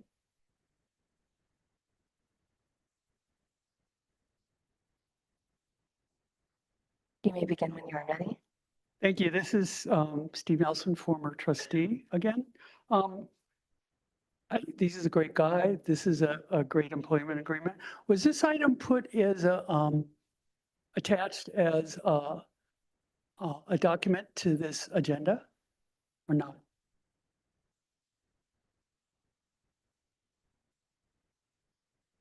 Just for information. It was, the terms? Okay, great. That's sometimes the Brown Act is written as something about it's oral, something has to be orally reported out. But of course, the Brown Act is the absolute minimum. I'm glad you didn't do that absolute minimum here, which you put it as a document that people could look at before they came to this meeting or listened to the meeting. And that's the kind of transparency and going beyond the very, very minimums that the Brown Act does that we like to see from our public servants, trustees or public servants. Thank you. Is there a motion from trustees? I'd like to make a motion that we approve the contract for interim superintendent employment agreement approved by and between Kevin Skelly and the governing board effective October 25th, 2024. Second. All those in favor? Aye. Aye. On a motion made by trustee Berman and seconded by trustee Blakely, the trustees voted unanimously to approve the interim superintendent employment agreement by and between Kevin Skelly and the governing board effective October 25th, 2024 as presented. We will now move on to item B. This is regarding the interim superintendent employment agreement for Jeff Baer. This item relates to the board's consideration of an employment agreement for Jeffrey Baer to serve as interim superintendent effective February 3rd, 2025. Government Code Section 54953 requires the board, prior to taking final action, to provide an oral summary of the salary and fringe benefits for a district executive during the open meeting in which the final action is to be taken. Accordingly, the following is an oral summary of the financial terms of the interim superintendent employment agreement. The agreement commences on February 3rd, 2025, until terminated by either party as provided for in the agreement. As for the compensation, the interim superintendent will be paid at a per diem rate of $1,400. Fringe benefits include a monthly contribution of $5,000 to the interim superintendent's health insurance costs and a monthly automobile stipend of $500. Thank you. We will take public comment on this item. If you're a member of the public and you would like to comment, you can raise your hand in Zoom, press star 9 on your phone, or approach the podium and submit a yellow speaker card. Seeing as there is none at this time, is there a motion from trustees? I move that we approve the interim superintendent employment agreement by and between Jeffrey Baer and the governing board effective February 3rd, 2024. It should be 2025. Make that correction, right? Yes, 2025. Yeah. As presented. All those in favor? Aye. Aye. On a motion made by trustee Blakely and seconded by trustee Lambert, the board has voted unanimously to approve the interim superintendent employment agreement by and between Jeffrey Bear and the governing board effective February 3rd, 2025 as presented. We look very much forward to the service of both of our interim superintendents. Thank you so much. We will now move on to item C, contract process and update on canceled contracts from our Chief Business Officer, Dr. Westover. Good evening, trustees. So this is the third time we've come in front of you today. So I don't have a formal presentation, but I wanted to start first by giving a brief update on some of our canceled contracts. Shelley, would you mind allowing me to share?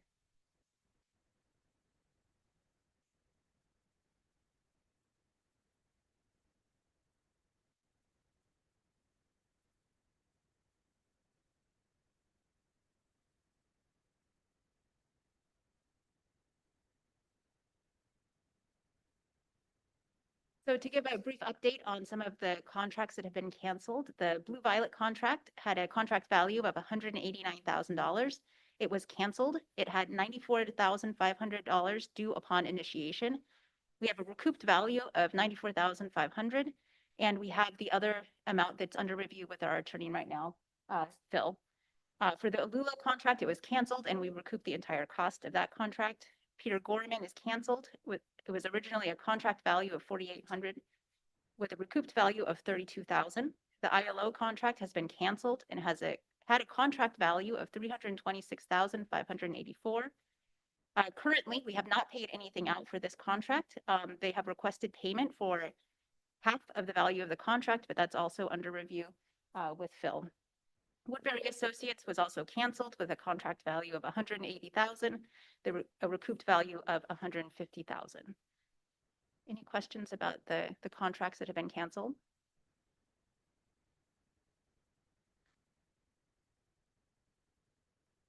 For the next part, for the update on the contract process, so we made changes to what the board had requested to.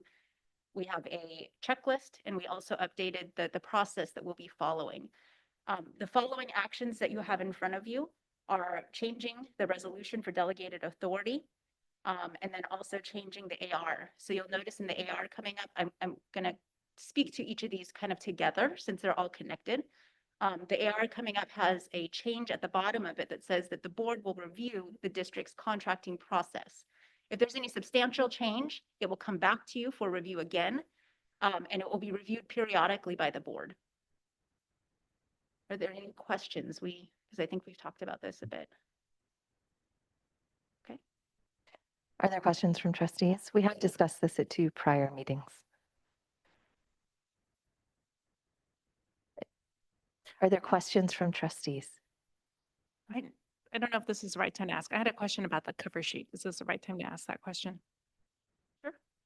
I noticed that on the cover sheet checklist, the first box said $75,000 or below for contract for professional services.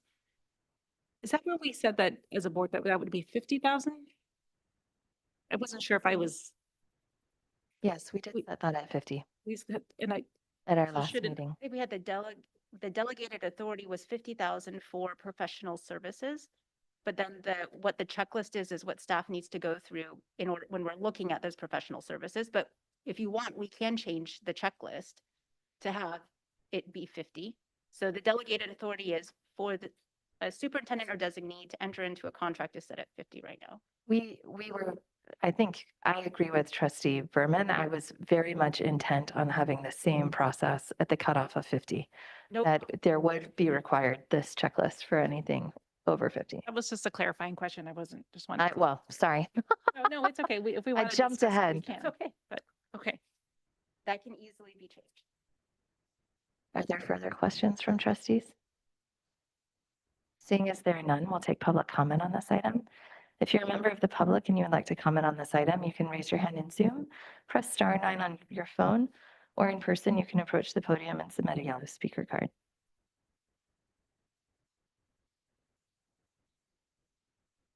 We have 1 online speaker and, oh, all right, I'm going to cut it off now. We have 2 online speakers. I'm taking a screenshot and we have 1 in-person speaker. Each speaker will have 3 minutes. We're going to get a timer up on the board.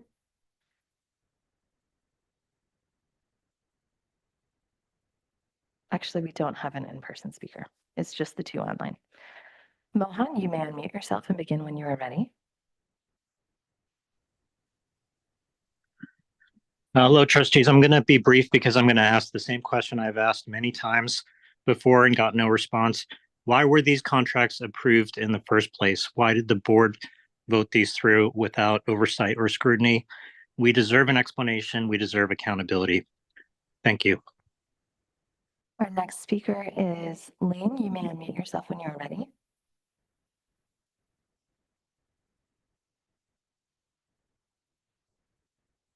Ling, are you able to unmute?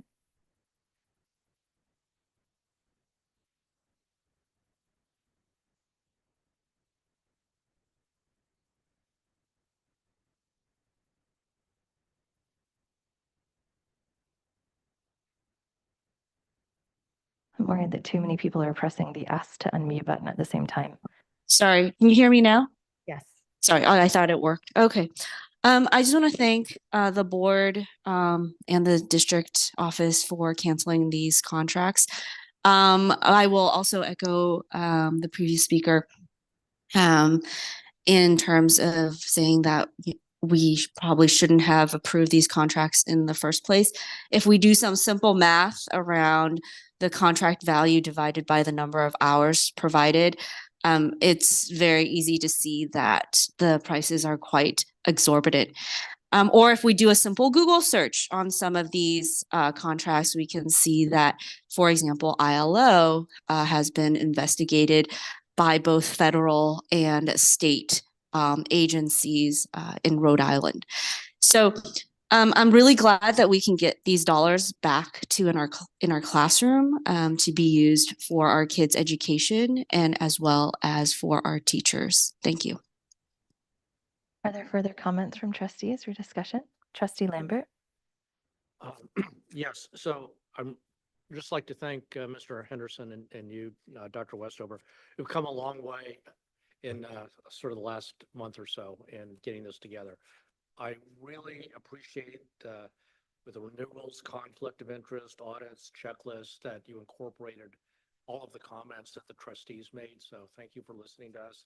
And personally, as a sort of a technical person, I love this checklist. Just, I mean, take something very complicated and sort of make it idiot-proof so people can walk down. And the idea of then including this when you present contracts to show that people have gone through this, I think it's a great idea. So thank you very much. Trustee Blakely? What he said. I think the check sheet and the cover sheet is going to be very helpful in particular, both, to ensure the two sets of, the initial review and then for trustees to review and the public. Thank you. And trustees, if we have a motion, I would recommend that the motion be for amending the one checklist to 50,000, but everything else. But we do need a motion from trustees. Yeah, I'll make the motion. I move that we approve the updated document for purchasing processes and procedures for services, equipments, materials, and supplies, with the exception of raising the limit to lowering, decrease the limit to $50,000. Thank you. Second. All those in favor? Aye. On a motion made by Trustee Lambert and seconded by Trustee Blakely, the board has voted unanimously to approve the updated document for purchasing processes and procedures for services, equipment, materials, and supplies, with an update to the checklist for a limit of $50,000 and otherwise as presented. We'll move on to adoption of resolution number 06-110724, authorizing delegation of authority to approve contracts pursuant to Education Code Section 17604 with Dr. Westover. This is the resolution that goes along with the updated contracting process. Are there any questions from trustees? Seeing as there are none, if you're a member of the public and you would like to comment on this item, you can raise your hand in Zoom, press *9 on your phone, or approach the podium and submit a yellow speaker card. We have one in-person comment. We'll put a timer up on the board for 3 minutes. Thank you. This is Stephen Nelson, former trustee, who actually voted for the very first one of these resolutions in 2015 when it would, and I've sent you earlier several days ago comments on this. Part of the problem is this is about approval of contracts. And we've had arguably, and we'll see what administratively at the state level, problems with how contracts have been done and how big contracts have been done. I would really hope, particularly since we're going to have interim superintendents for a while, as I very clearly wrote to you, that some of these items be cut to 1/2 of what their current dollar value is. The problem is we had a superintendent who many of us think abused his delegation of authority. And we had a process where some trustees were unfamiliar with what the difference in the approval process was, because it's actually sort of complicated. And a checklist is great, but the other way is to put limits, guardrails. Is the president next year going to have guardrails from what he's going to be able to do? Well, it's interesting, but you can provide guardrails. You can provide better guardrails than the maximum. Right now, you're going up to the maximum contracting limit that's allowed in the state of California under the contract codes. There is no need for that in this district. This district is not one of the biggest districts, even in this county. So I'm asking you to cut the value of some of those things. In the original one from 2015, there were only 2 items. Now there's 4 items. I marked what I sent to you, the ones that I think can easily be cut down to 1/2 of what the value is. This maps into something that Trustee Lambert said. He would like to see things over a certain amount brought in.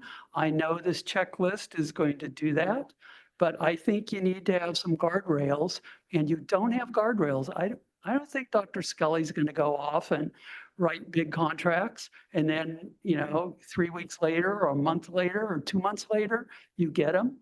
But you need to put tighter guardrails on, and in some districts, they don't even allow the superintendent to sign contracts. It has to be signed by somebody in the purchasing department. The way you prevent an individual and their idea of, I love this mediation person, meditation person, I'm going to give them as much contracts as you make somebody else responsible for it. That's what I'm going to suggest to the new board, that the superintendent not sign contracts Thank at you, all. Mr. Nelson. Is there a motion from trustees?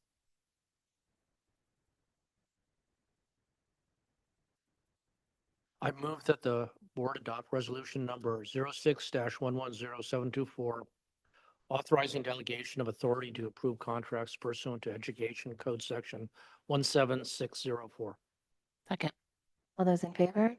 Aye. On a motion made by Trustee Lambert and seconded by Trustee Blakely, the trustees voted unanimously to adopt resolution number 06-110724, authorizing delegation of authority to approve contracts pursuant to Education Code Section 17604 as presented.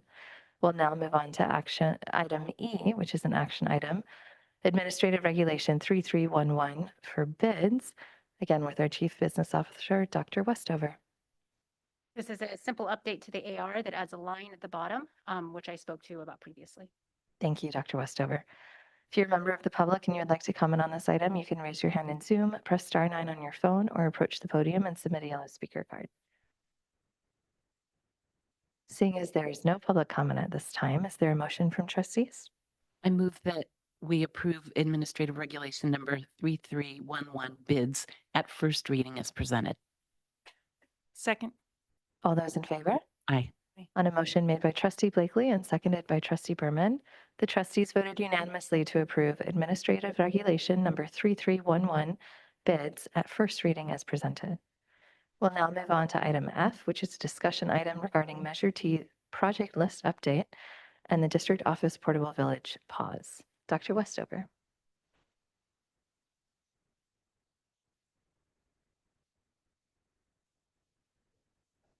Oh, your microphone is not on.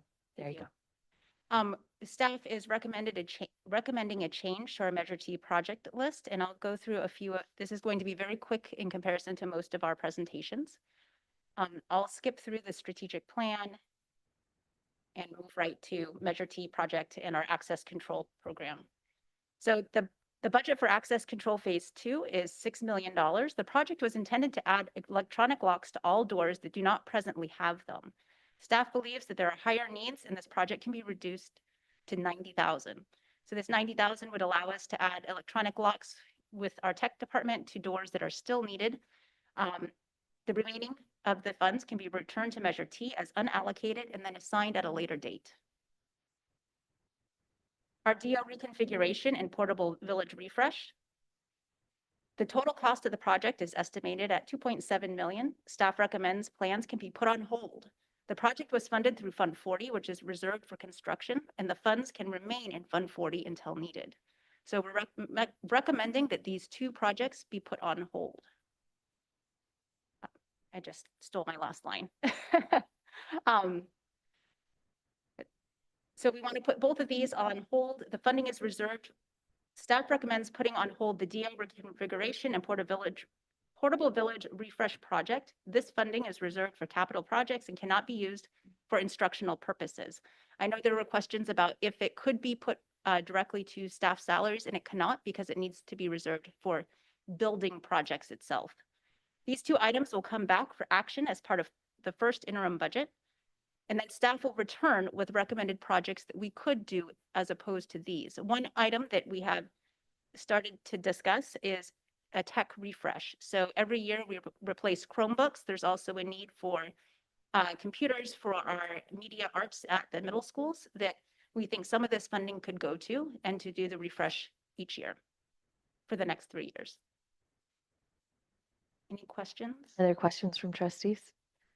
Trustee Blakely. I had submitted some questions around the keys, and I'm just wondering, by recollection, when we initially approved this as part of the whole strategic plan, was that there was going to be a big cost savings once we did this investment in terms of rekeying, because a lot of keys got lost and we had to have locksmiths come out and this and that and the other. And so for the classrooms, like all the classrooms will have at least one card key, that electronic lock that's already been installed. But for the other ones, if the keys get lost, do we have any, the question said that there hadn't been any estimate, but do you have any sense of how much that would cost to rekey the manual keys? Just the classroom doors? Yeah, because that was that's just my Yeah. recollection, that they were saying that it was like hundreds of thousands, and it took time. And Yeah, so losing keys was quite expensive, especially because when you got to the end, you have so many keys that will work in a particular lock set. But for the most part, all staff use their badges now. There's a few people that have keys, typically MOT, the principal, custodian, but for the vast majority of our staff, nobody carries keys anymore.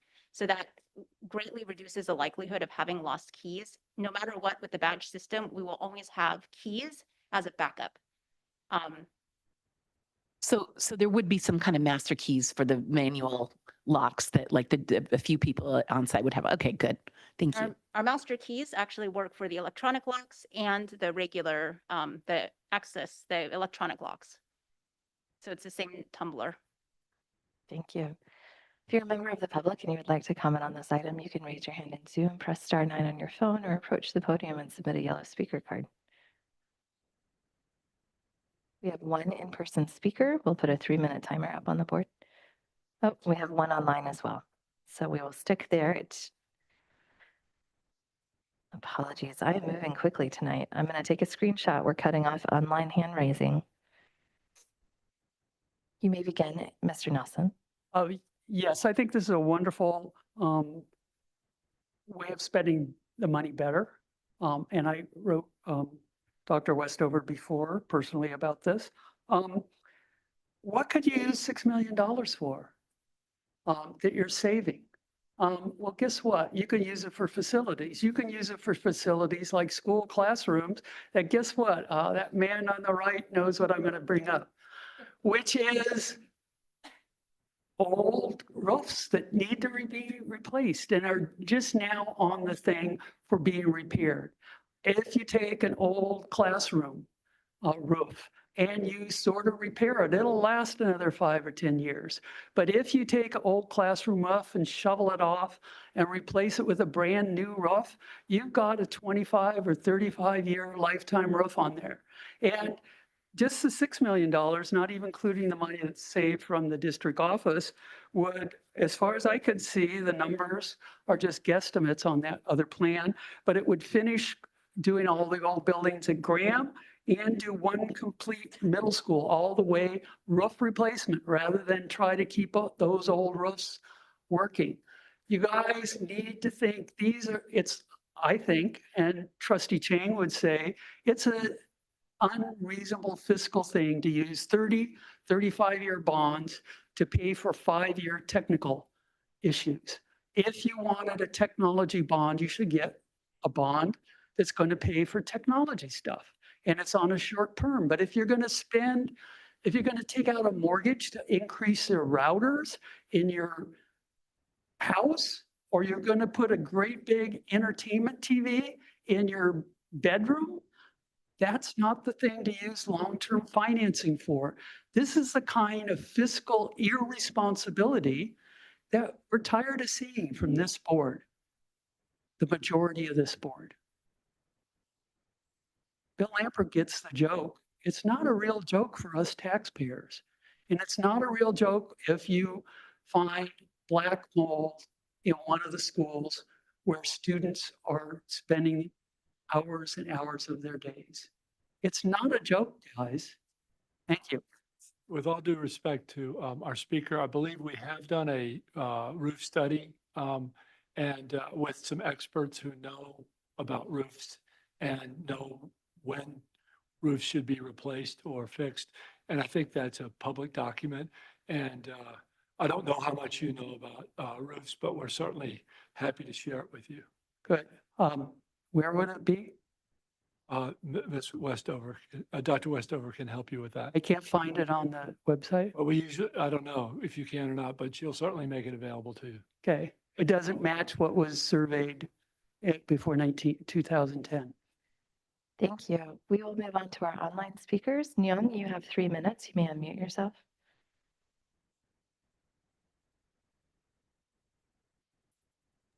Hi, thank you. I'm really excited of all these cancellations, especially like electronic locks. I wonder like what happened when there's a power outage? Like how do you teacher even get into the classroom? And like even the key lock, how many teachers have lost the key locks? I would like to know that. But I mean, with all the money that we are recouping now, I'm hoping that some of it would also go into building kitchens in, the middle school so that we can make NASA Hunch happen. And I know like Anna has been trying to get NASA Hunch going for so many years now and have gone nowhere. And I would like to get NASA Hunch on the agenda, like make it happen in our middle school. NASA is in our neighborhood. It's like in our backyard and we don't have this program. Cupertino got this program. So I mean, and the biggest holdback is at the facility. We don't have a kitchen.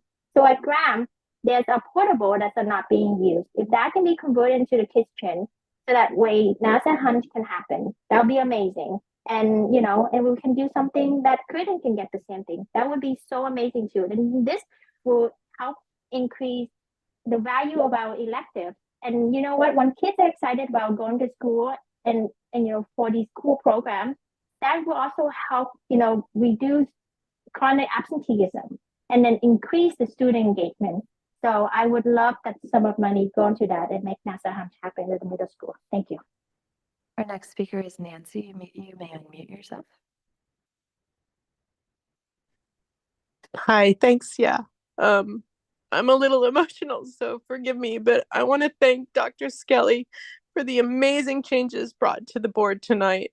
This group of parents has worked so hard to see that the money that the taxpayers put out there gets to the kids. This is $8.7 million that we have been questioning for months This is money that could be funding labs, money that we could dedicate to fund GMS TV with all new computers and equipment instead of the 10-year-old equipment they have. This is money that could actually be going to education, to the kids. And I'm so thankful. Thank you so much, Dr. Skelly. I'm so thankful to see this money returned. Please, board, please, let's make sure that this gets into the classroom. Please see to it that this money helps our kids. Thanks. All right, trustees, I'll note that this is a discussion item. It's not a voting item. Are there any further comments from trustees? Seeing as there are none, we'll move on to item G. I'll just add one thing. I believe it's your intention to bring this back as part of the first interim report. And then our hope is that at that time, we'll also have some recommendations for the use of that money. But part of it is to go through the list of projects that you have that are at present unfunded or been under consideration. So maybe you could comment a little further on that. Yes, so based on board direction, if you feel that we should remove these projects, we will remove them at first interim, and then we'll come back to you with a proposed list of things that we could do. We'll come out with some recommendations. It may be that some of them are for the 21st, and then others may be for longer. Longer discussion. Well, and it sounds like you asked for board direction. So board, are we in agreement on pausing these projects? Yes, there is unanimous agreement for that. Thank you. Thank you. We will now move on to item G, discussion. This is our CAASPP 2024 data overview. We'll hear from our Director of Curriculum Instruction and Assessment, Swati Dagger, and our Associate Superintendent, Kathy Bauer, or Chief of Curriculum and well, all kinds of you have so many titles now. Good evening, trustees. Tonight, we're here to share the results of the CAASPP assessments, which were given in May of last year. We usually get unofficial results in the summer. We use those results for planning to help us look at professional development needs of our schools, look at strengths and opportunities. The results were recently released to the public in October. So you have a very comprehensive report full of data, but tonight what we want to do is really, Director Dagger is going to focus on the work that we're actually doing based on those results to help improve outcomes for kids.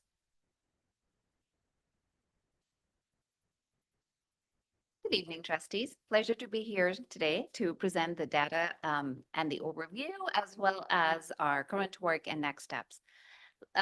Like Associate Superintendent Bauer said, we'll skip through the slides that are actually the current work, but I quickly want to recap our alignment with the strategic plan and our work today. I'm going to go to what CAASPP is really quickly. You'll hear me say this for the last 5 years. I've said that to you. CAASPP is an umbrella of assessments.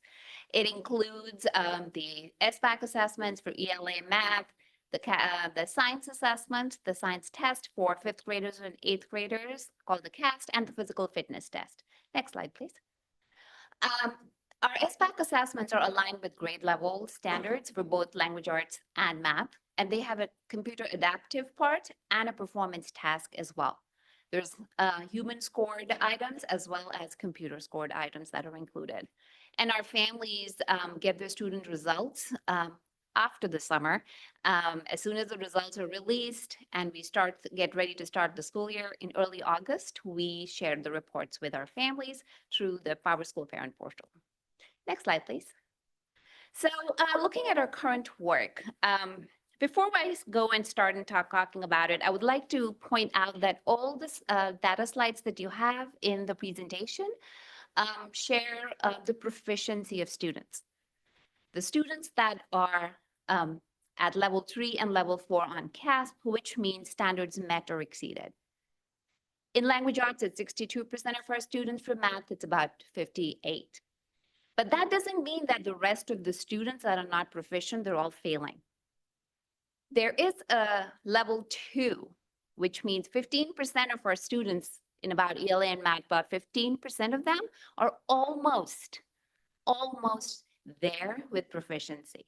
It could mean even one single question, or it could mean 4 or 5 questions. Those are the students that we really want to focus on.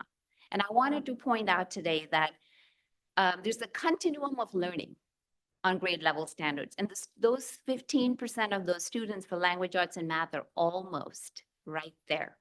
And we're going to be working with them. And I'll talk a little bit more about that.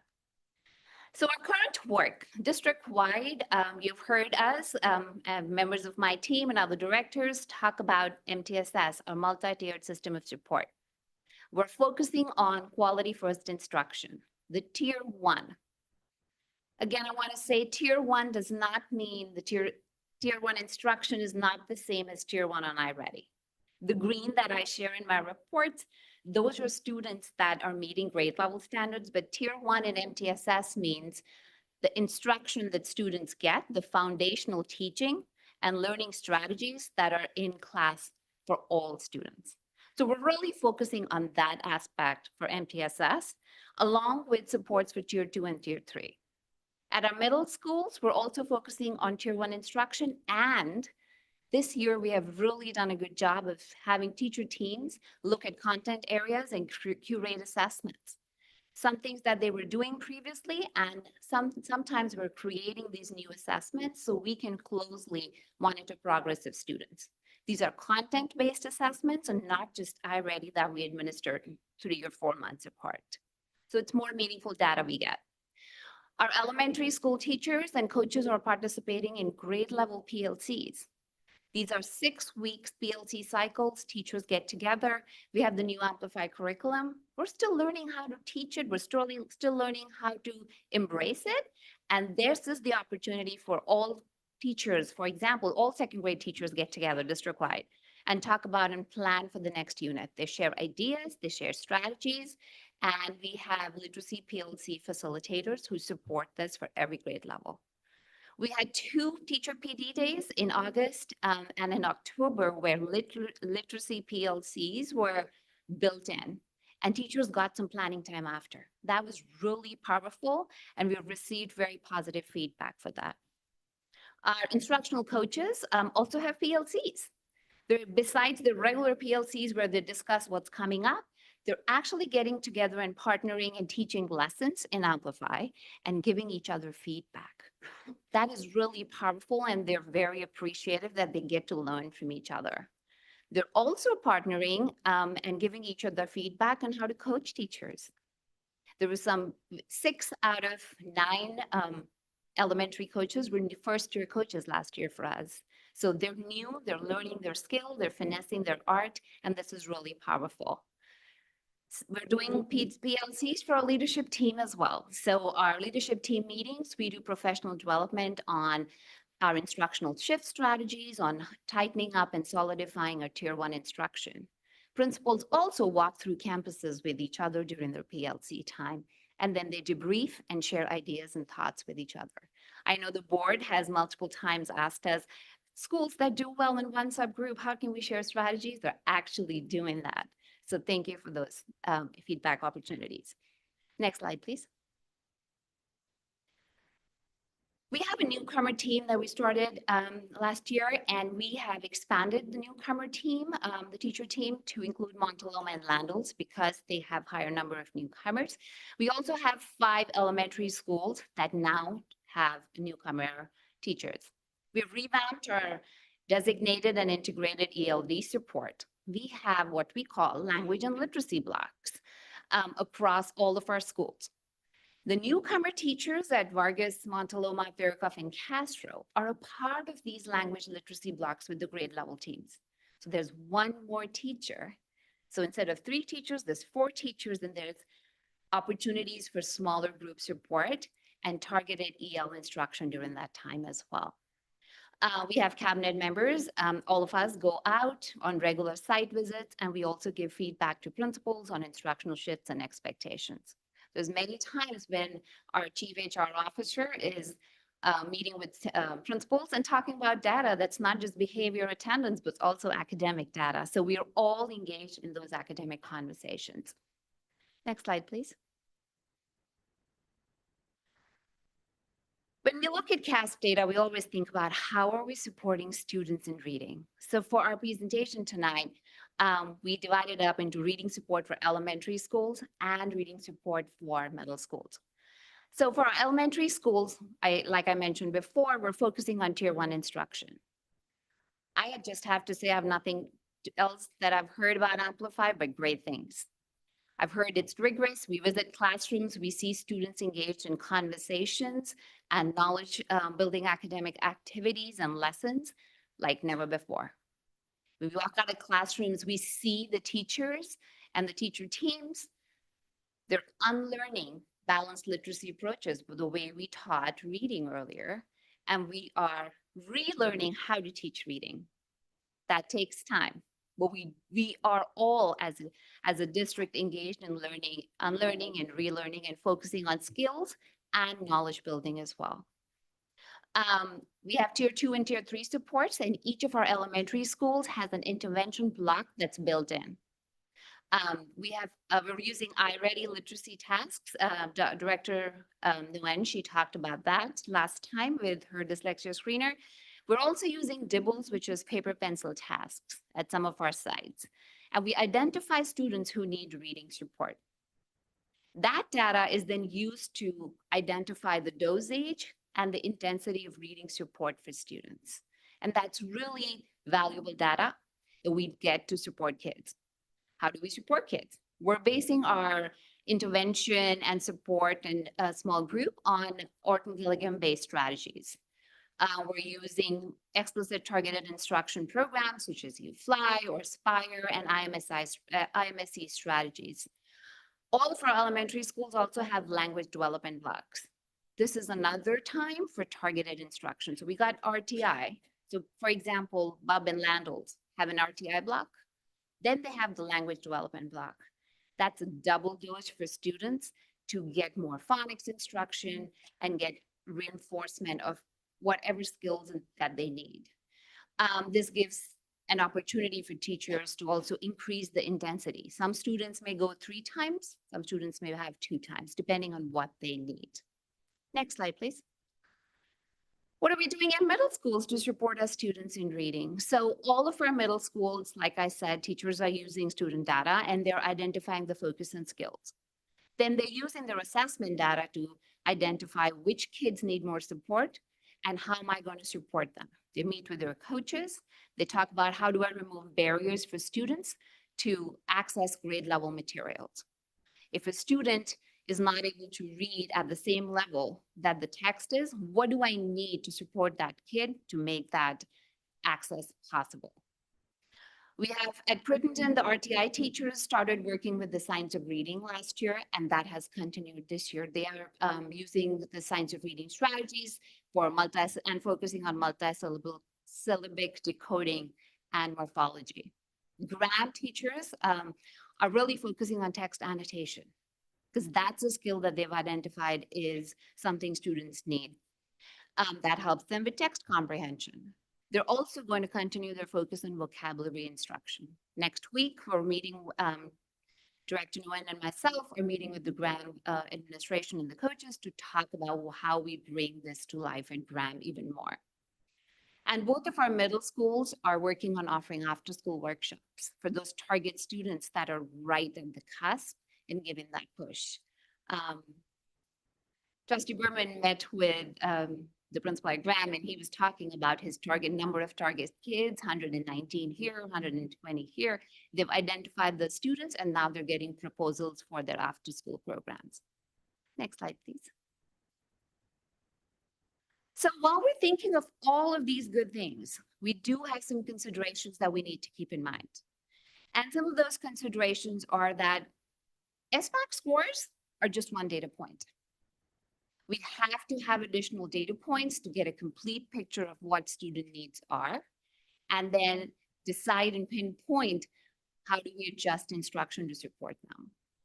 Our SBAC scores vary across the district and for subgroups. You'll notice in the appendixes, I have like 50 slides for all of you, for your reading pleasure with your cup of coffee and on the weekend, but some subgroups at schools are performing higher or have improved, while the same subgroup at another school may have not improved. What we really need to look at is, and dig deeper into, is the cross sections of Hispanic Latino students. That could also be ELs. That could also be SEDs. How are they doing? And why are they, what is, I'm going to say something and you guys are going to laugh. What is the story behind the data point? That is what will make the difference. So we have to identify that at the school level, at the grade level, and at the teacher level to really dig in. And that is some work that our school principals are working on as well. Post-COVID, we have sites that are that we started focusing on filling those learning gaps with small group instruction. And we thought we just need to fill the gap with that because the kids missed that learning. Well, we saw that it didn't give us the desired results as much as we thought it will. So now we're thinking, what do we need to do? What more can we do? Hence, our instructional focus now is on identifying tier 1 instruction and solidifying our strategies over there.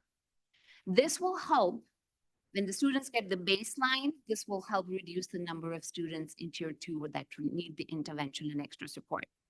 Our elementary teachers and our instructional coaches are working and learning to implement the new curriculum, like I mentioned before. And we have data and reports from CAASPP, from CDE that are pointing that student performance nationwide has not yet rebounded to pre-pandemic levels. And we see similar results and trends for our district as well. Something to keep in mind as we're thinking of all the work we're doing and our next steps. Next slide, please. So what are we going to do as we move forward? We're going to continue our focus on quality one-tier instruction, removing barriers for students, making sure our students get access to grade level materials across TK 8th grade. Along with the other student data, CAASPP data is also something our principals use to develop their side plan goals and targeted action plans for subgroup support. We're going to continue some ongoing professional development like literacy PLCs for elementary teachers. We're going to continue our coaches PLCs and principal PLCs because they're really powerful. We're going to expand our science of reading professional development at our middle schools. We're really excited about that work because middle school teachers were not necessarily trained to teach reading. And unless we train explicitly our teacher teams, we can't make the difference in having students learn that may have gaps to be learning those. So we're going to continue that focus. We're going to continue our EL strategies training that our ELD TOSA was offering last year. She's starting that back up again. These will be after school, optional for teachers to attend. And last year they were well attended. So we're hoping to get more attendance here this year. We're also going to investigate ways that we can expand our early literacy services to all of our sites. Our school dashboard is going to be released in December, and we will bring the results back to the Board of Trustees for the dashboard.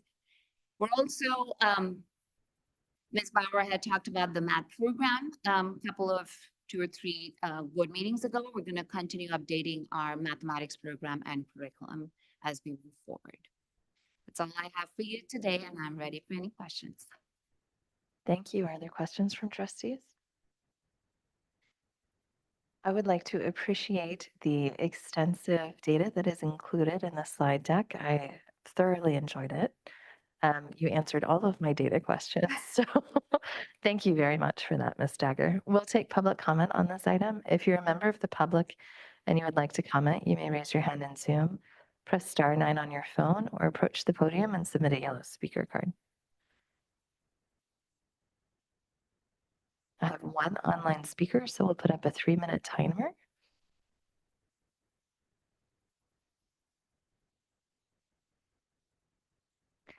And Samsung, you may unmute yourself when you are ready.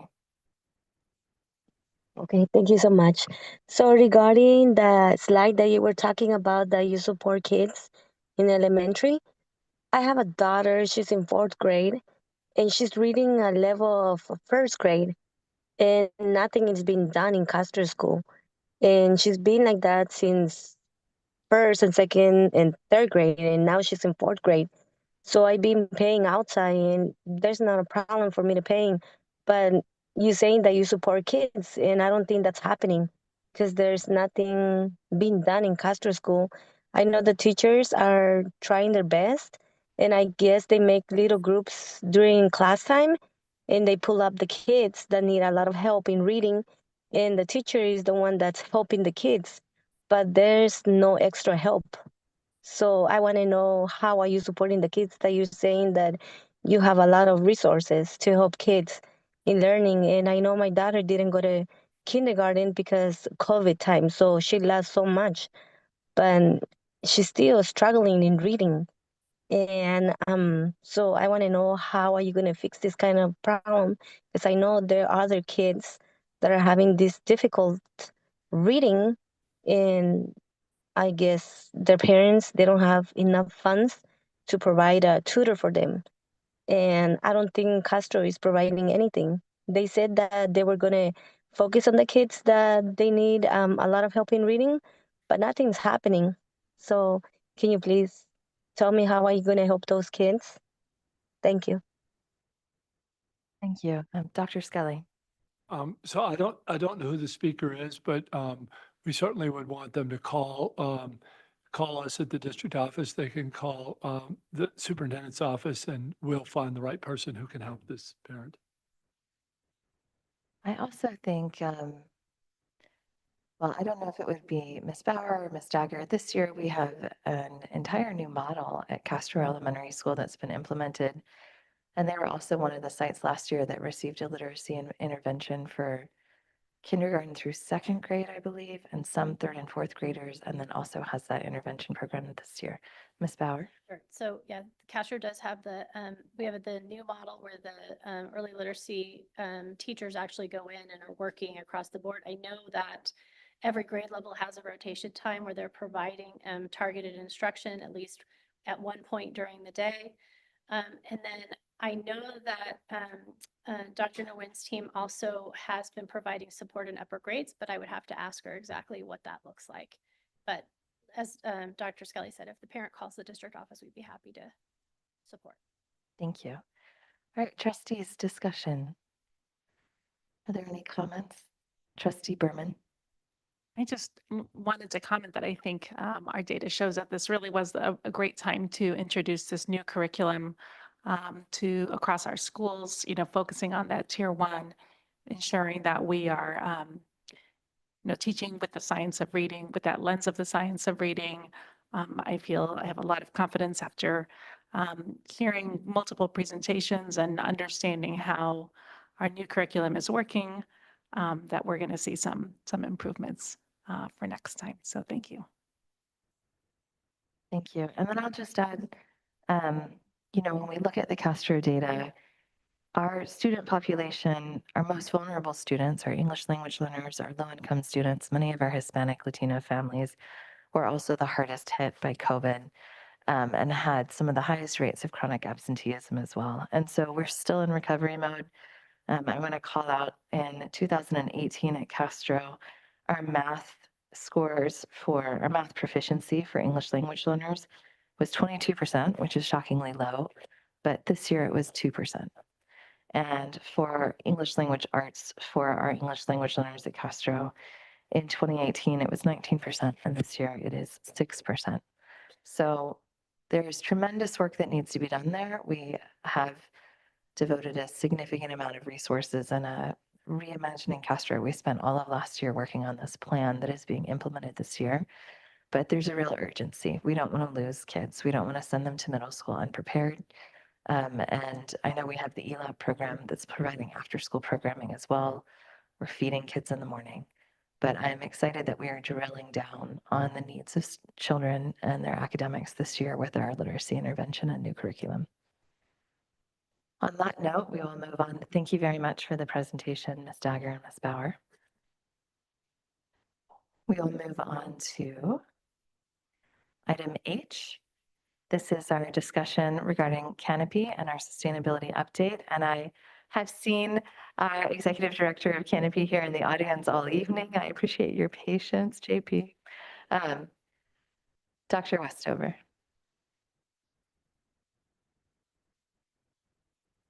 All right, this evening's actually fun. I have a crew with me to present on this piece, so you guys can join me up here if you wish.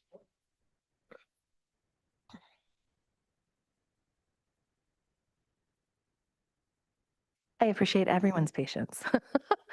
Thank you for staying so long.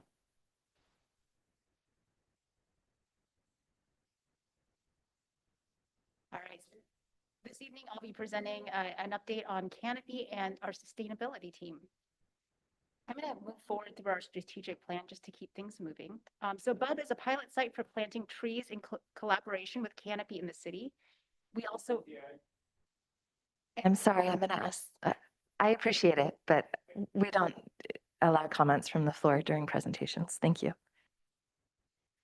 With a possible long-term collaboration with Canopy, a sustainability update, and then our recommendations on next steps with Canopy. So an update from Canopy. Come on up. Good evening. My name is JP Renaud. I'm the Executive Director of Canopy. Thank you for the opportunity. So very quickly, we wanted to explain a little bit about what Canopy does for those of you who don't know. Canopy is a community forestry nonprofit organization that specifically plants trees that are needed the most, and they're needed the most in schools. We don't plant trees alone. We bring community along to plant the trees with us. That's an important distinction for us as a model, because we believe that when people come together for a common cause like planting trees, they form a community, a bond with each other that can extend to many other areas. And especially now, we need to come together for common causes like these. And so Canopy only plants trees with people, 1 tree, 4 people, and we do that at a mass scale, and that starts building community, a network of people who want to believe in each other. Next to it. Oh, yes. Oh, yeah, right here. Okay. So why BUB Elementary? Thanks to the PTA, they approached Canopy to start talking about how to green the BUB campus. We did a site assessment, which you'll see in a little bit. We walked with parents, with the principal, and we identified places where we believe the community can come together to plant trees that are beneficial not only to the school community, but to the surrounding community when they're open to the public. So this is just a sample. We like to say that our plans are final the day of planting, because when we're out in community, we're all together. We move a tree here and there. But what we're proposing for BUB as a pilot program, hopefully to expand to the entire district, is at least 40, if not 50, community planted trees where people can come together. So 50 times 4, hundreds of people coming together, again, to work towards greening BUB Elementary, hopefully a district-wide plan like these. This plan is not only in consultation with the district, with the community, but also with the city. So it brings everyone together, again, towards this common goal of growing the urban forest in Mountain View. I will say that schools are the solution to growing the urban forest in any urban environment. You are the largest landowner. You have the largest access to people.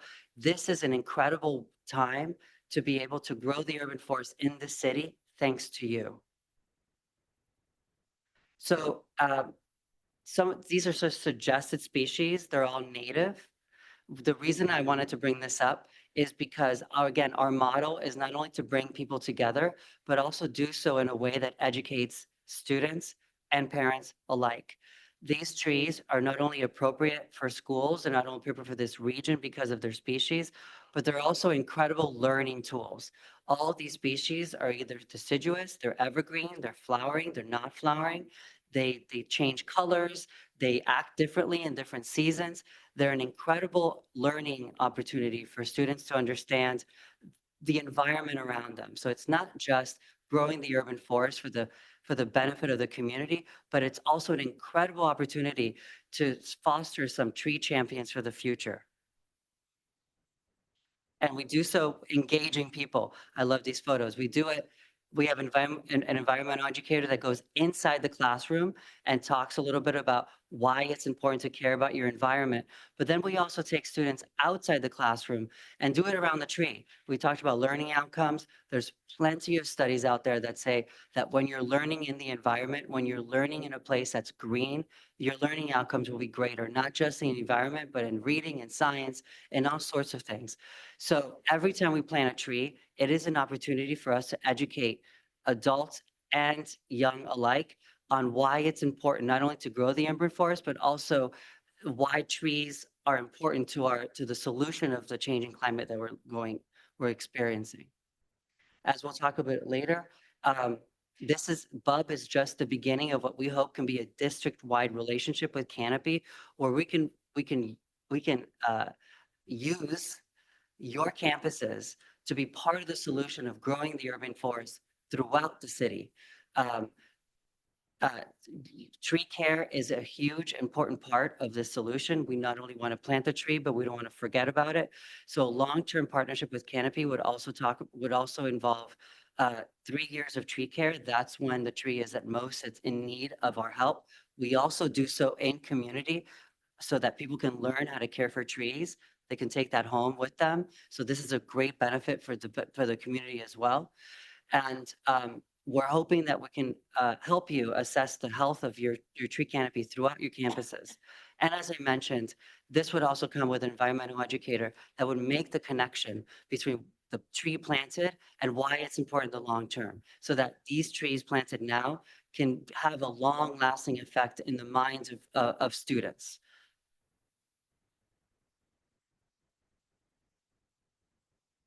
All right, up next we have our update on sustainability. Good evening, trustees. For those of you who don't know me, my name is Delwyn Spinks, and today I'm here to present to you our school sustainability liaisons. And I'm just a small portion of this team. These two out of the many, they're the true champions. They're extremely passionate and dedicated and committed to ensuring that our schools make sustainability a part of their everyday life. And in doing that, I have to give a huge shout out to our PTA who has already been doing this. A lot of our events are put on by our PTA in collaboration with our sustainability leads. So I also have to put this out there. If there's anybody that wants to join the movement, please reach out to your PTA. The teachers also reach out to your site sustainability leads. And with that, I'll turn it over to Shams to give one of the examples of how we collaborate.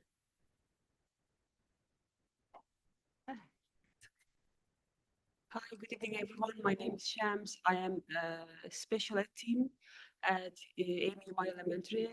So I joined sustainability team this year. So I would like to briefly talk about the initiative that we did at EMI together with Faircraft and Landos with our amazing PTA. So during the Halloween month in October, we initiated Halloween costume swaps.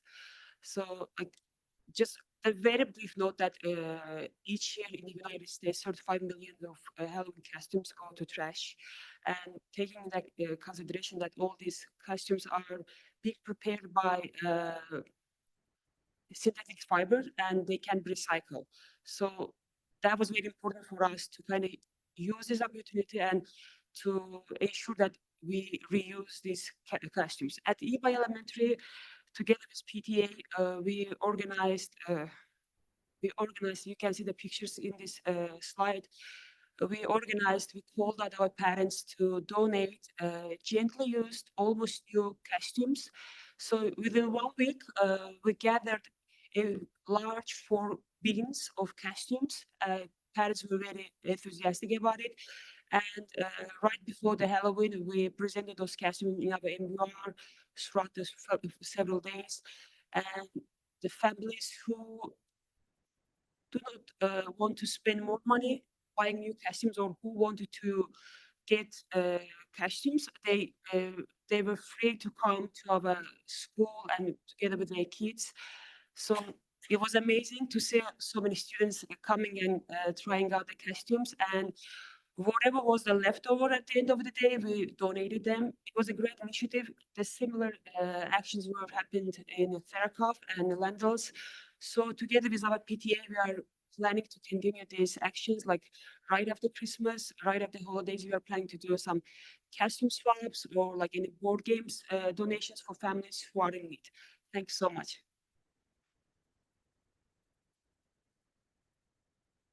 Thank you. So just to kind of piggyback on that, one of the things that we want to do is reduce. And with the costume swap, it was reducing and reusing two big R's in sustainability. And it's estimated that each and every one of us actually produces 5 pounds of waste each and every day, and half of that's going to the landfill. So one of the initiatives that we want to put in place at our schools is weigh the waste. We want to be able to put a tangible number on the impact that we're making and record and analyze this information to identify different methods that we can use to actually reduce the waste. This is awesomeness. I could end here, but I'll tell you a little bit about it. So at the Straw Elementary, what you see in these pictures are students that are actively using our 3-stream waste bins. So we're recycling, we're composting, and that's awesome. We're making an impact on the earth. But even better, if you look closely, you see our students who are taking an effort to be leaders. So not only are we impacting the earth, we have students that are leading this. So we're empowering our students and developing them in their leadership skills while saving the earth. And that's why I say it's awesome. And again, this is just one of the initiatives that we are starting, and we're going to try to make this district-wide. Not try, we're going to make this district-wide so that we can show our students, our staff, our community, the impacts that we're having. Thank you. And then just in case there's individuals listening, but this all started with the sustainability resolution that the board adopted several years ago. So this is one prong of that resolution in addition to the green score, the green index. So there's multiple things moving and that resolution in the plan is guiding the direction that we're moving. And this is part of that process. So our recommendations and next steps, pending contract approval, staff will plan with Canopy to plant trees above. At the November 21st board meeting, staff will present draft greening or outdoor learning plans to the board for review and then receive community feedback. Staff recommends Canopy and the district pursue a longer-term agreement for tree care and planting at all sites. So this is what JP was discussing earlier. The cost would be approximately $20,000 per site. I believe this money cannot come from the bond. Yes. Because this is specifically tree planting, it cannot come from bond. So this would be general fund money. Thank you, Dr. Westover. Are there questions from trustees? Trustee Lambert? Yes, on the cover sheet of the presentation, there's a sentence here that says, recently Google has shared with Canopy that it may not donate trees to the district. Is that correct? And what is that? What are the implications of that? Yes. So Canopy is really our connection to Google and receiving the free trees. And I know Canopy is working with Google right now to kind of work through that. Honestly, the cost of trees is pretty negligible, especially if we're partnering with Canopy to get them planted. So in speaking with Canopy, the cost to purchase the trees would be about $10,000. Trustee, I don't know. I know Canopy is not yet ready to talk about where Google is at, but they're still discussing it. Negotiations are underway. And Trustee Blakely? Thank you. I just had a question in terms of working on a contract with Canopy, which I'm in favor of, but it said that it would include tree care and planting. So the planting is in collaboration with the community, right? But the tree care, what I'm really worried about is the watering, especially in places where we don't have irrigation set up yet. I assume that the plan would be to extend the irrigation, but for the interim, as it was pointed out, the first 3 years, you really have to water a lot more to allow the trees to get established. And I'm just wondering if the Canopy collaboration includes that or how that would work. That's something we actually specifically talked about because I think the last thing any of us want is to plant a tree and then have it not make it. So we talked about what that would look like for watering, and that would be part of the plan because the irrigation would eventually be added in as part of the outdoor learning, which would go in not this summer but the following summer when we do the major work. So we would need to get the trees through that period. And if we had a larger agreement of Canopy, Canopy would facilitate the watering of the trees. It's something like 10 to 15 gallons a week for a new tree for the first year. Trustee Berman. I'm also supportive. My question is, I noticed that on the drawing, there's a concentration of trees in 2 sections of BUB. And I would just like to, I wonder if having that large concentration, waiting a couple of years before we lay irrigation with those root systems, is there a potential issue with us putting in the irrigation afterwards with the trees sort of establishing themselves after 3 years? And given their location, do we feel confident that we won't find huge challenges to run irrigation to those 2 specific areas? I might ask Canopy to answer that since they are the tree experts, quite literally. So as I mentioned, that plan that you saw is preliminary. Also the good news is that we are working with the city. We're sharing this plan with the city so that they've actually already highlighted 1 tree that needs to not be there because there's a utility that we weren't aware of. The good news is that we will not plant a tree without having a long-term plan. We're all in agreement about that. The district, we do not want, it's our bread and butter. We do not want a tree to fail. Neither does the city. So we will plant a tree only if and when we have full approval for everybody to come together. So this is an amazing opportunity for all of us to collaborate and make sure that this is successful. Although maybe one thing we could mention is that even if they have ideal conditions, we will have trees that don't make it. Well, and that happens. And I'm sorry, I forgot to say one thing about the tree care is that the long-term partnership would include a fully dedicated member of Canopy's team just to care for trees, just for your district. And that's a big deal. All right, thank you very much. We'll take public comment on this item. If you're a member of the public and you would like to comment on this item, you can approach the podium and submit a yellow speaker card. If you're online, thank you. You can raise your hand in Zoom or press *9 on your phone.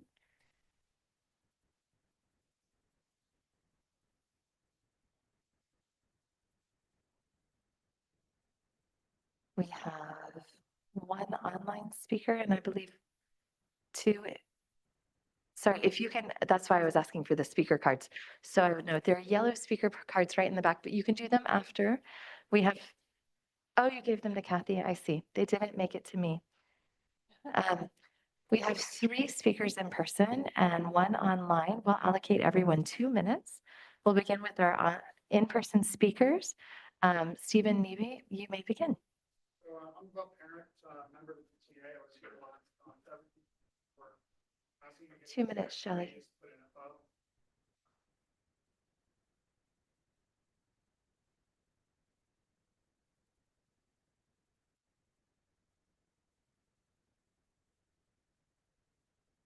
What I do? Sorry, thanks. I encourage the board to approve the work that Canopy is doing at BUB so we can get trees in the ground this year, and if not this calendar year, this school year for sure, and start making an impact. So both of my children will not go through the elementary school with not seeing a single tree get planted at the school site. I'm really concerned here about what's gotten in the way at BUB because when I look at that site, all I see is complete neglect and a lack of maintenance of the trees and some of the landscaping and assets that are at that school. Like I mentioned, a kid passed out.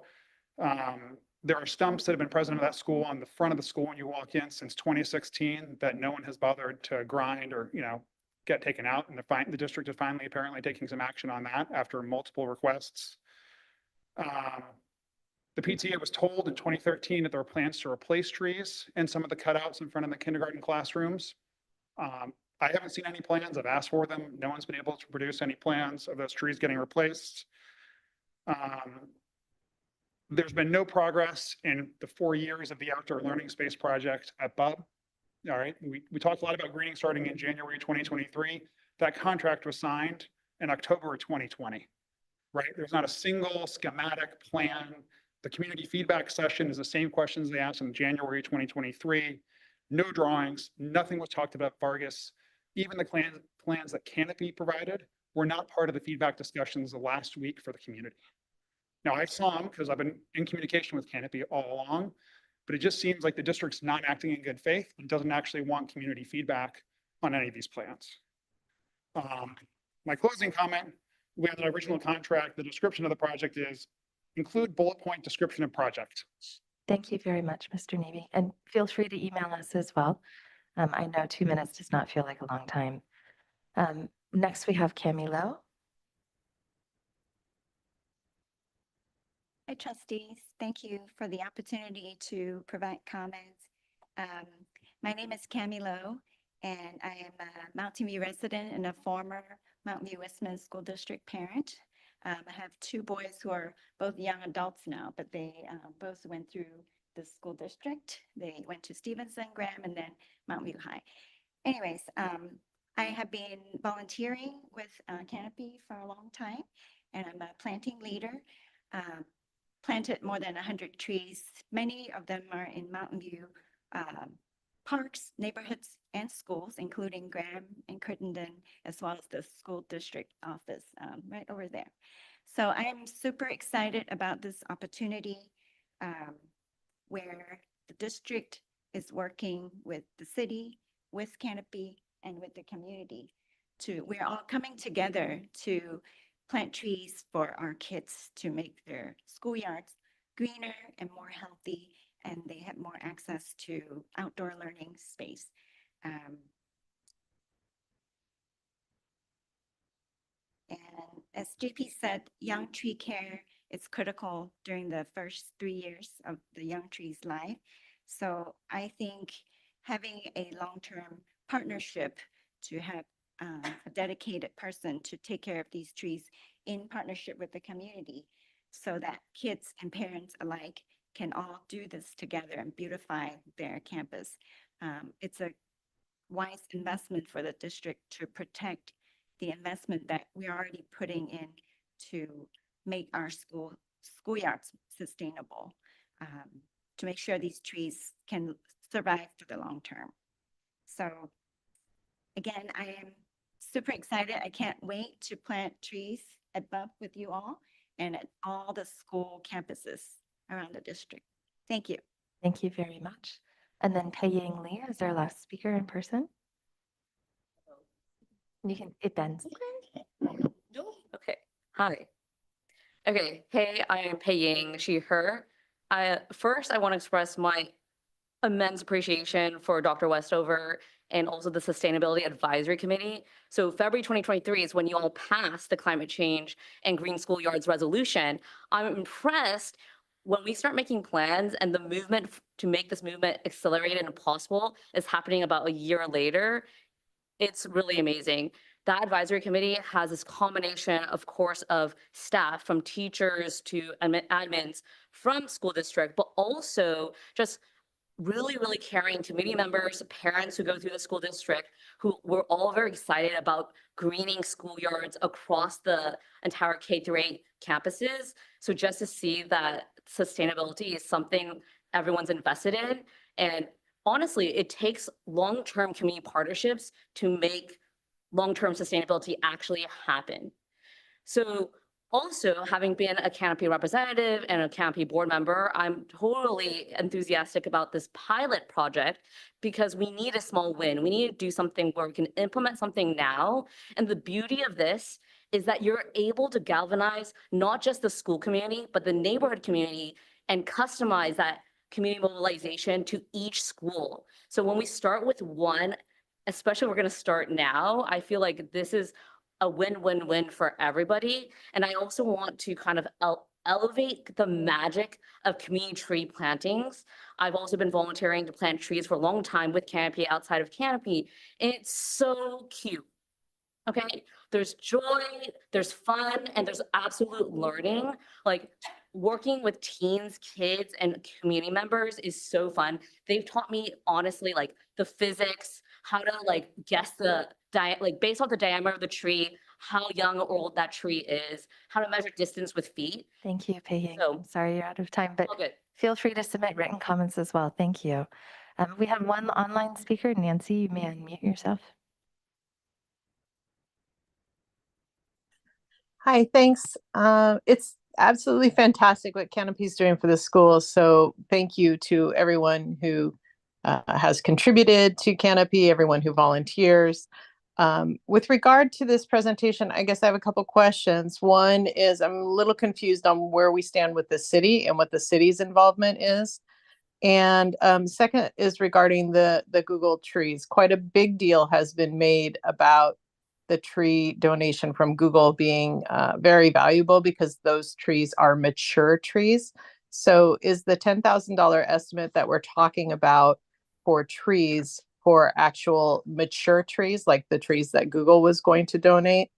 And then finally, although greening is important and we really need to take a look at how we are allocating budget for the campus greening, but I guess we'll address that at a future meeting. That's it. Thanks. All right, trustees' comments? Trustee Lambert? Yeah, very briefly, looking at the design of where the plans are to plant the trees at Bub campus, I'd just like to really thank you for keeping a lot of open space available for kids to play in it. So thank you. Trustee Blakely? I'm just excited that we're going to that it's going to take off.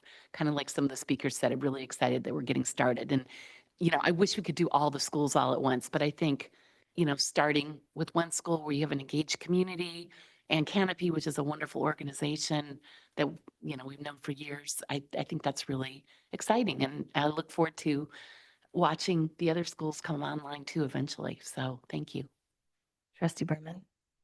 I'll just echo what Trustee Blakely said. I think I just want to emphasize what a wonderful way to bring our school community together. And I know it's going to bring a lot of joy to the kids, to the campus, to the whole neighborhood. So I think this is a really exciting opportunity. Dr. Scully? Well, I just wanted to acknowledge the speaker who's been waiting a long time for us to make some improvements at Bub. Hopefully you're not back here in 2 months frustrated like you are now. And so I just want to acknowledge that, and some of the pace of things we'll do better. And then I'd like to express my support for this project and all of the sustainability work across the school sites. I appreciate the staff members who came out tonight. And Delwyn, thank you as well. I know it's your first time presenting to the board, so well done. Welcome. And, you know, this is an act of love for our community to be working on sustainability across our district, but there's so many hopes and aspirations in the work around greening our school campuses.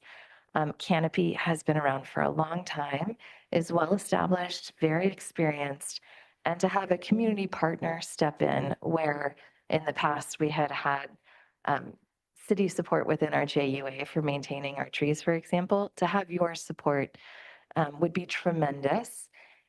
From my stint on the Parks and Recreation Commission and the Urban Forestry Board for the city, I know how vital care for our trees is. I also appreciate this plan. It's not just native trees, but you include a mix, because what we've seen at places across the city is when, let's say, the same street tree is planted, if one of them gets diseased, you wipe out an entire street.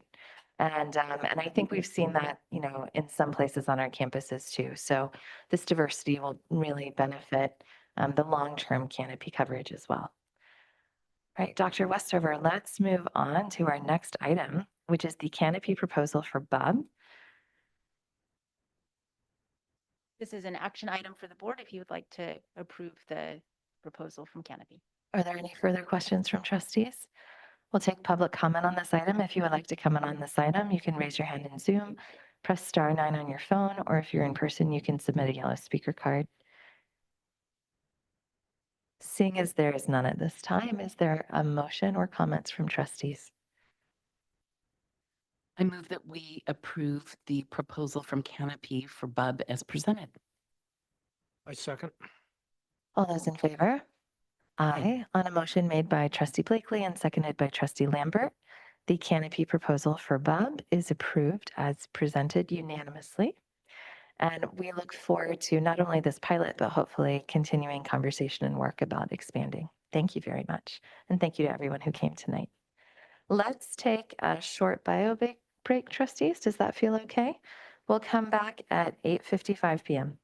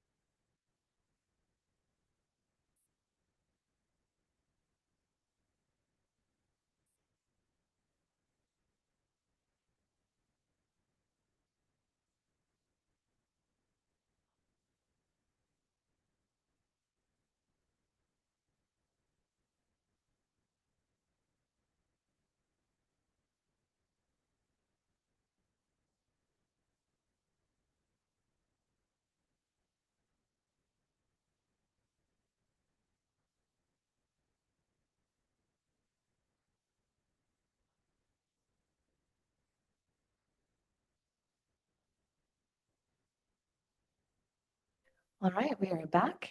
We're going to move on to item J. This is resolution number 02-110724 in support of recognizing United Against Hate Week. And I'll note that trustees, because of the late hour and the short amount of time left, we're going to waive the choral reading tonight. We have I believe our Director of Equity, Megan Pullman. I Oh, believe that I Dr. have this Skelly. item. Okay. So I'll just say that, certainly we're supportive of this resolution, and this is a time coming up very soon. When is this week? So I'll just say that we had a principal or leadership team meeting on Tuesday. Quite a bit of time was spent on this item and planning activities at the schools. We can provide you with a list of those kinds of things, but our principals are supportive of this activity, and we ask the board to add their support by passing this resolution. Thank you, Dr. Skelly. Are there any questions from trustees? Trustee Blakely?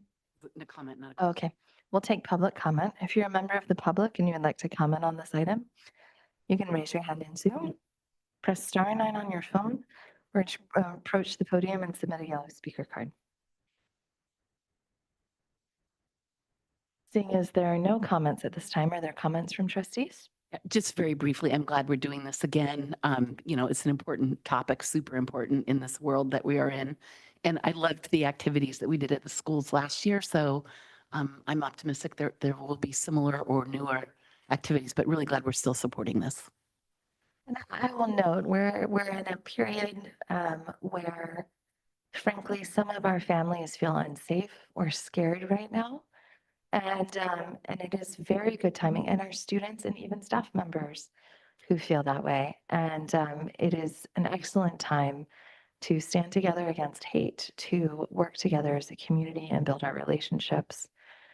So I think that I'm thankful that we have this programming in place and we'll be doing activities. Is there a motion from trustees?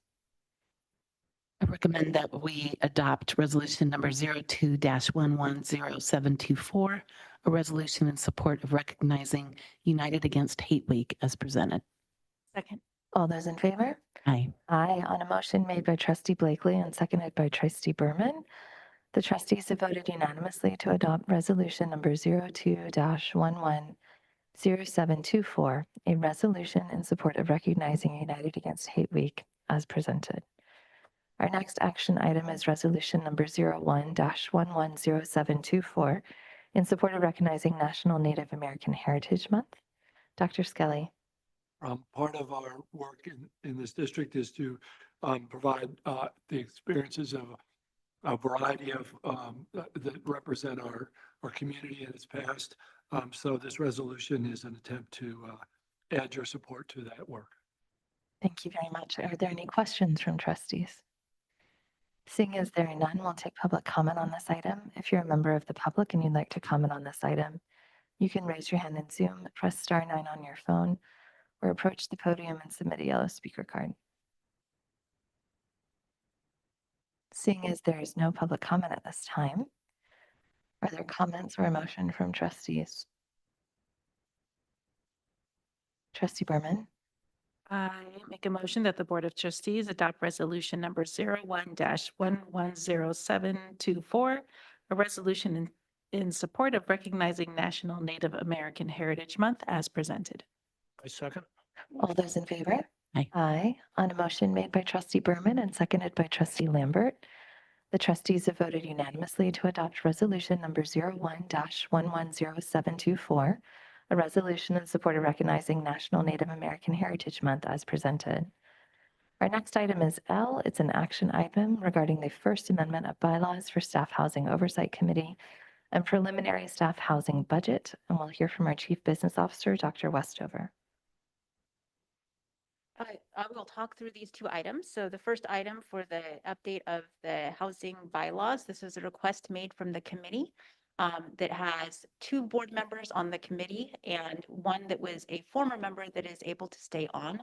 It also adjusted a little bit of punctuation when it came to the superintendent or the chair being able to remove a committee member. So the way that it was written, it should read, it is that the superintendent or the chair can ask that a committee member leave, but the committee must agree by majority vote that that person needs to be removed. So it was trying to clarify that it's not one individual that can remove someone from the meeting. Thank you, Dr. Westover. Are there questions from trustees?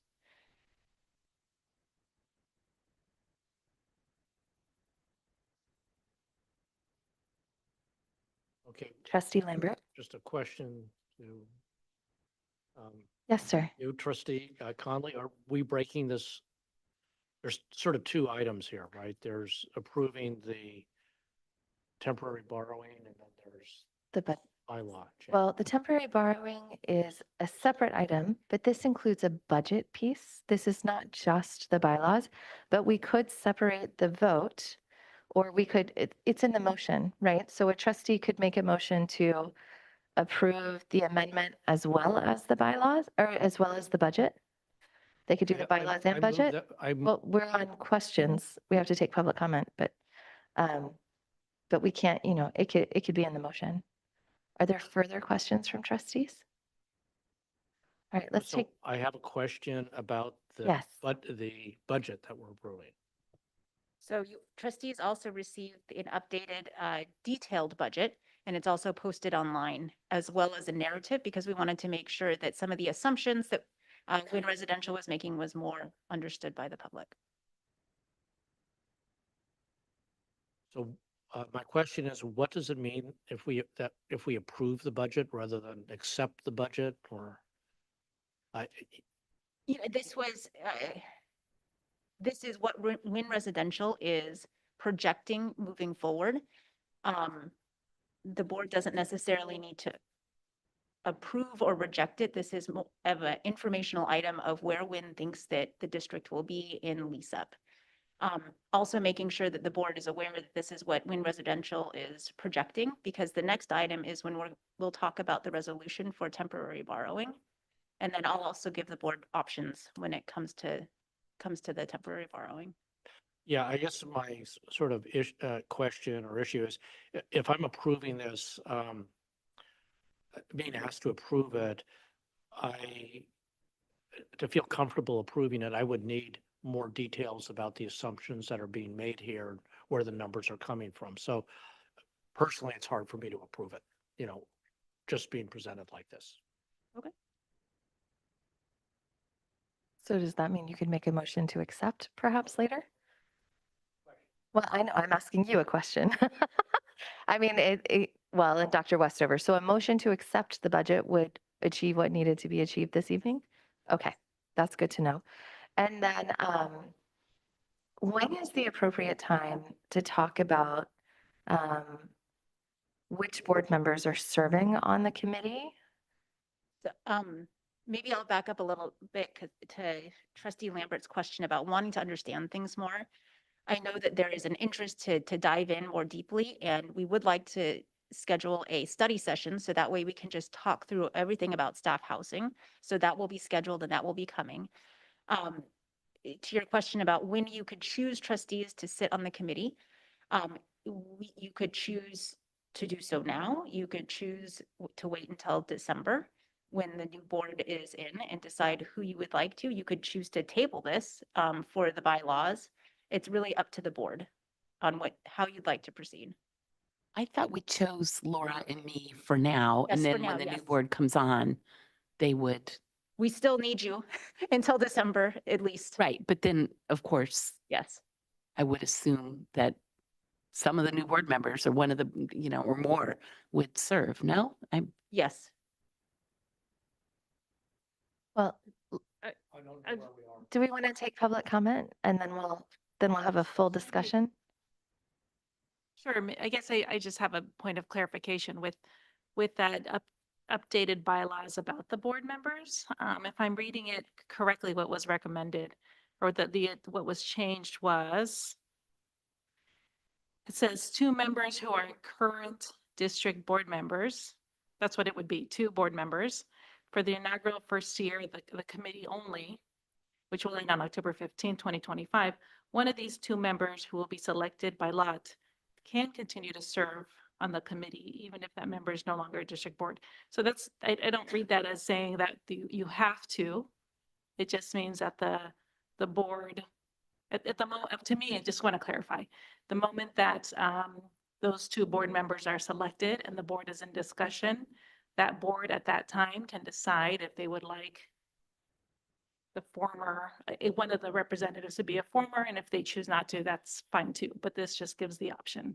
That's not correct. It's not a requirement, the way I'm reading it. It's not. just an option, and they can opt to or opt not. Yes, that's correct. Okay.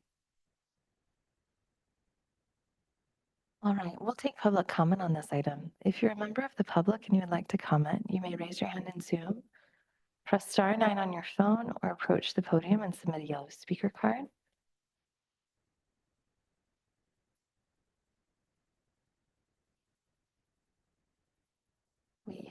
I'm going to take a screenshot of the speakers who have raised their hand online. So we're closing the raise hand opportunity. We have 7 speakers online. Trustees, we could allocate 1 minute or we could do more. It's up to you. We got 90 seconds.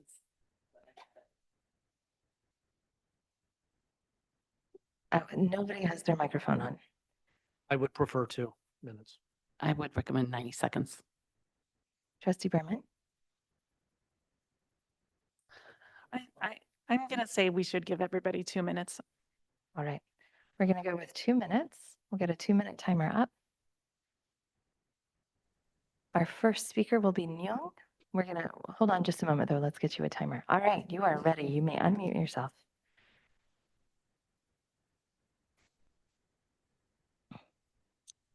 Did you mean Nancy? No, I mean Jung. Because you unmuted me. Oh, somebody unmuted you accidentally. Hi. Thank you. There we go. Hi, this is Young. Thank you for taking my comment. I just want to say I was at that meeting, the housing committee meeting, and I would like to say that the board should not allow outgoing board members to be on the committee after December 19th, because it should be the responsibility of the current board. And so right now, if you were to vote, I would like Trustee Berman and Trustee Blakely to recuse themselves from this vote, because this vote is about them. So if they were to vote, and if they approve that, that's just not right. They shouldn't. And again, I don't know why there's a rush. I think this is the job that the incoming board is responsible for. So let them do that job.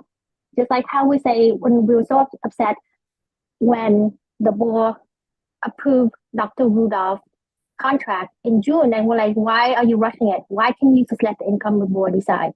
Same thing here. Why are you rushing it? Please let the incoming board decide. Come in and let them do their job. So that's my comment. Our next speaker is Allie. You may unmute yourself.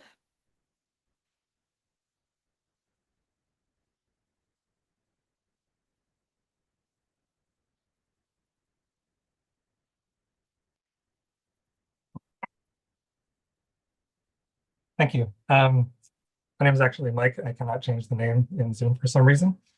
I want to address this proposed budget. As Trustee Lambert mentioned, it's difficult to understand this budget without understanding the source of the data. For example, the 2025 lease or the overall lease up seems to indicate a roughly 70% occupancy rate for the entire year. Yet units won't be available at the start of the year, nor is it clear what the interest or eligibility for staff is. This forecast looks overly optimistic. So, I mean, it's really surprising that you would be asked to approve a budget without actually knowing the source of the data, the actual interest or availability for tenants, and trying to come up with a budget and sustainability for this program. Thank you. Thank you. Our next speaker is Ling. You may unmute yourself.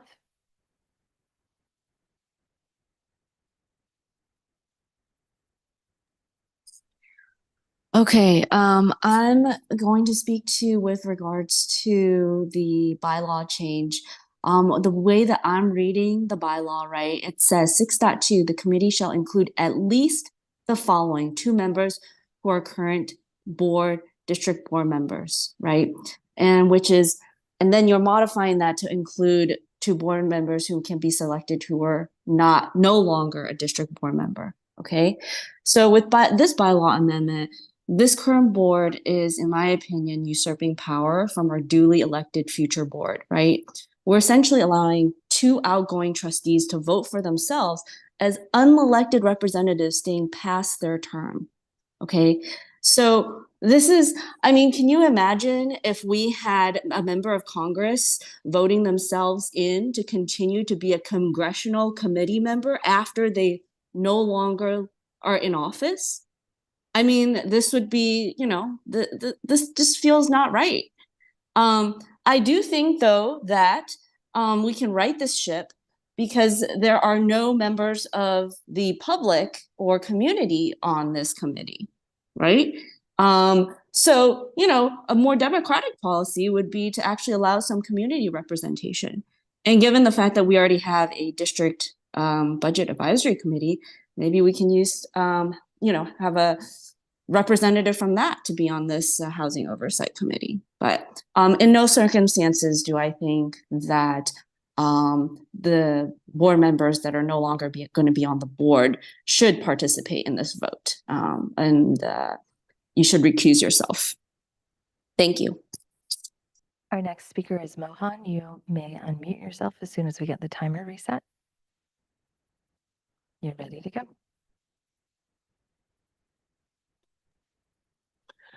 Good evening again. I want to echo previous comments that outgoing board members should not be allowed to stay on this committee. It is clearly past your time and past your authority.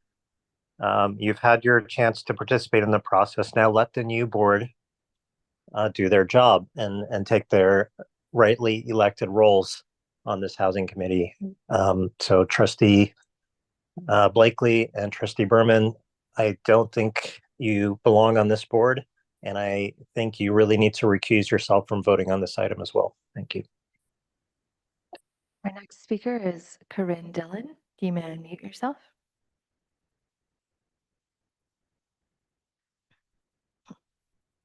Hello, it's Corinne Dillon. So I agree with a lot of the comments that have been made. I know that there have been written comments submitted, so I know this is not, a surprise that the community is upset about this, but you have 4 members who are voting. You have 2 members who are going to vote to keep themselves on a committee for an $88 million project. It's huge. The annual budget for Mountain View Wisman is around 110 million, I believe. So, to just vote yourselves onto this committee when you're supposed to be leaving, like, it's bad enough that you extended Dr. Rudolph's contract a year before you were supposed to. Like, that was your, usurping of authority. And I would argue that another usurping of that, like taking that power away from us and away from the public on this housing project committee, which has serious math problems just on how are we going to fill these units? Who's going to qualify? Does any staff want to live there? We have serious issues, and to just have you guys stay on feels like insult to injury once again. Thank you. Our next speaker is Nancy.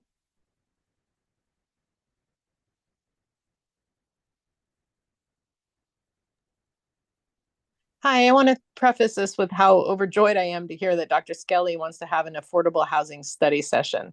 After witnessing what happens at the housing committee meetings, I appreciate this move toward transparency even more. I also requested that the committee meetings be available via Zoom, and Dr. Skelly and Shelley Hausman stepped up to the task. I really appreciate the strong effort made there. But we really do need to have a better system for broadcasting these meetings moving forward. This is a huge $88 million investment.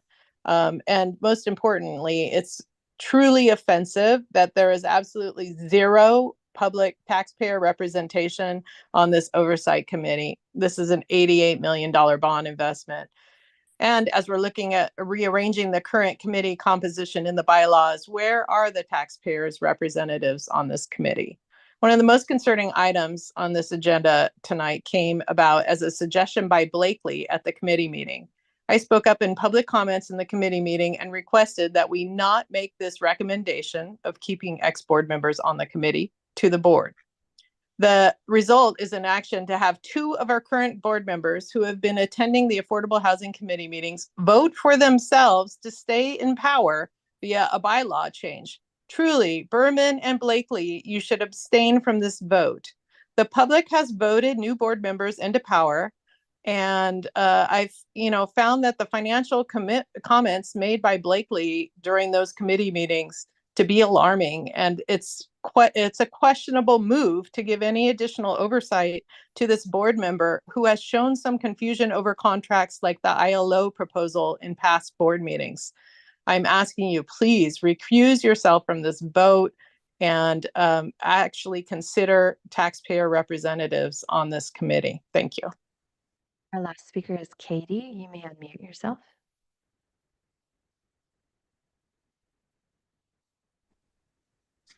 Hi, I don't really have anything new to add, just hoping that Blakely and Berman will recuse themselves from the vote and that we continue to have taxpayer representation either through a current board member, well, both through a current board member, and it would also be wonderful to have a member of our community on the committee as well.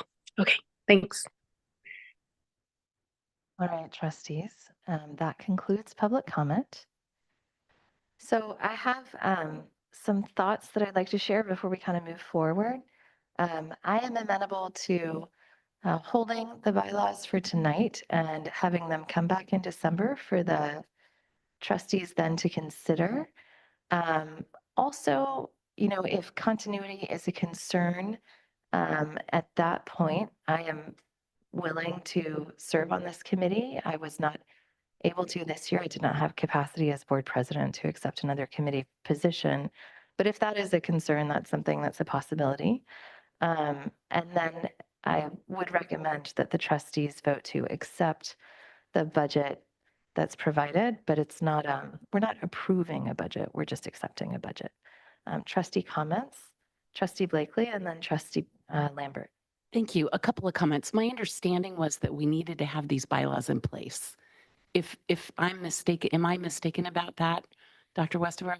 We currently have bylaws in place, but if we wanted, there was the request to have a former trustee have the option to stay on. If we wanted to allow that option, the bylaws would need to be amended, but we do have bylaws in place currently. Okay, and I think the first set of bylaws was supposed to include that because we had talked about this before those were adopted. And I think the concern then, yeah, we did in a board meeting, but the concern then was that there might only be one continuing board member. Now that we have 2, my recommendation would be to just remove that clause because I think we'll have enough continuity or the option. I mean, if the new board wants to vote in 2 of the new members, so be it. I wouldn't recommend that just because I think you do need some continuity. Also, Laura or I would have the ability, and I said at the last housing committee member, we could kind of attend ex officio or something just in case concerns came up. I feel much more comfortable knowing that there would be one member of this board who's got the continuity with the whole development of the housing project that would be eligible to serve on it. So I would recommend that we just pull that that amendment. And I certainly, I've got things that I can do on my Monday evenings. And it's not like I have a burning desire to stay in control. I don't plan to recuse myself because we're not voting to put ourselves on the committee. If we were, then it would be totally appropriate to recuse ourselves. So, but here, if we're just voting on a bylaw amendment, I don't believe that that is necessary. So I would recommend when we get to that point that we pull that language in. Sorry, this I'm so we can in 3.3. Just or no. Is it 6.2? Sorry. So with the bylaws, if we're not adding or changing that piece, we can actually stay with the initial bylaws and there's no need to take action on this. So there's other amendments in here though. Do we need those? There's one, we added a comma. There's 3.1.5. There's also as regarding the removal. That's true. The removal preparation of the minutes. Yes, you're correct. So I would just recommend that we remove that we delete the proposed insertion in section 6.2. 6.2A. Yeah. And I also agree with the discussion about just accepting the budget versus approval. Trustee Berman. Yes, I agree with everything that's been said. My comment before we took public comment, I was hoping to clarify that I would fully hope that the new board coming in December would be the ones assigning who is going to be on that committee. So by no means was I sitting here expecting to vote myself into to continue on this committee. The intention is for our new board, please vote for to decide who will be the representatives on that committee. It simply was to give you an option, should you want that, for your own choice in December, not a decision we would make here. But I clearly wasn't clear when I was trying to clarify that earlier, so I apologize, but I'm glad it's clear now. And it seems that we're now going to remove that part anyhow, so it won't exist on the bylaws. Is there a motion, Trustee Lambert? First a comment. Okay. I also agree with removing 6.2.A. I also will be more than glad to serve on the committee as well. Wonderful. Perfect. We have Fascinating many minutes. options, So, trustees, many options. I'm future sure, trustees. I'm sure some of the new board members would also just love to dig into it for 4 years. So I'll make a motion that the board accept the staff housing budget, and 2, that we accept the amendment to the bylaws. We pass. Except 6.2.A is being removed. Do you mean approve the bylaws? Approve the Approve. Thank you. Is there a second? Second. All those in favor? Aye. Aye. On a motion made by Trustee Lambert and seconded by Trustee Blakely, the board has voted to accept the budget and approve the bylaws without section 6.2.A. Thank you, trustees. Yes, Trustee Lambert. I'd like to just make one final comment. When the makeup of the committee came up a couple of months ago, I recommended that a taxpayer serve on the committee, and so it's not the time to address it now, but I do agree that a taxpayer should be on the committee. And I would just note that the bylaw says the committee shall include at least the following. So that does not preclude the appointment of other members. Thank you, Trustee Blakely. That is helpful. And, I would like to thank everyone on the bylaws, on the Housing Committee for their work and the partnership with the city. I understand also city staff is attending as well as a city representative.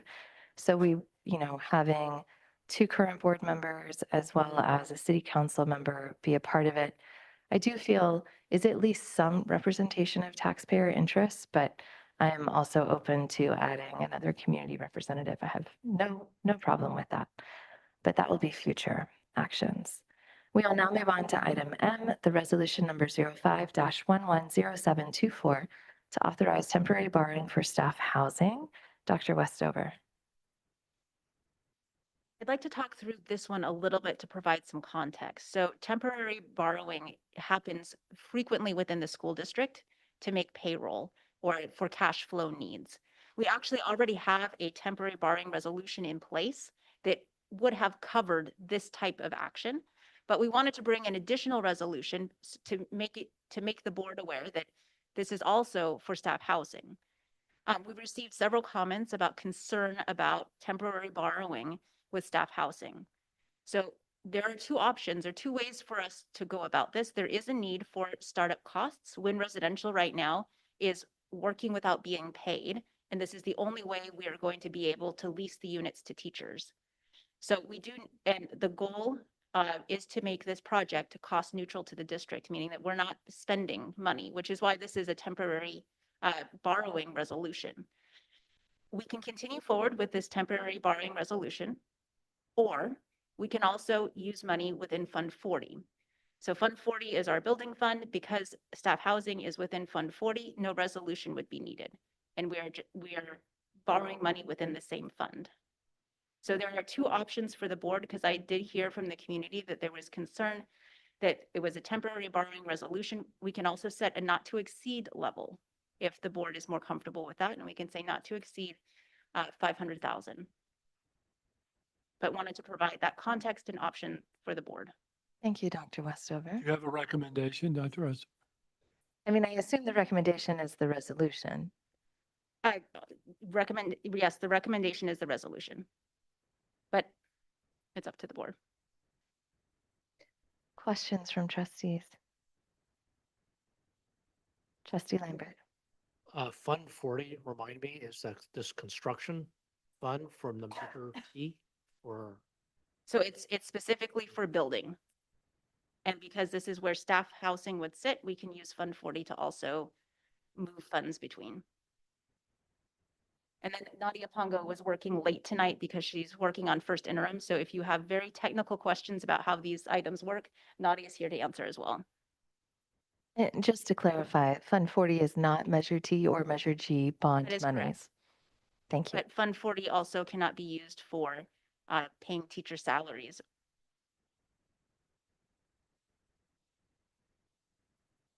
If there are no further questions, we'll take public comment on this item. If you're a member of the public and you would like to comment, you can raise your hand in Zoom, press *9 on your phone, or in person, you can approach the podium and submit a yellow speaker card.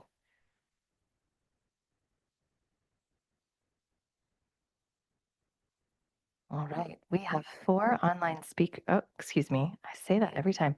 We have 5 online speakers. I've got a screenshot. We're closing the opportunity to raise your hand so that we can allocate time accordingly. Each speaker will get 2 minutes. We will start once we get our timer up.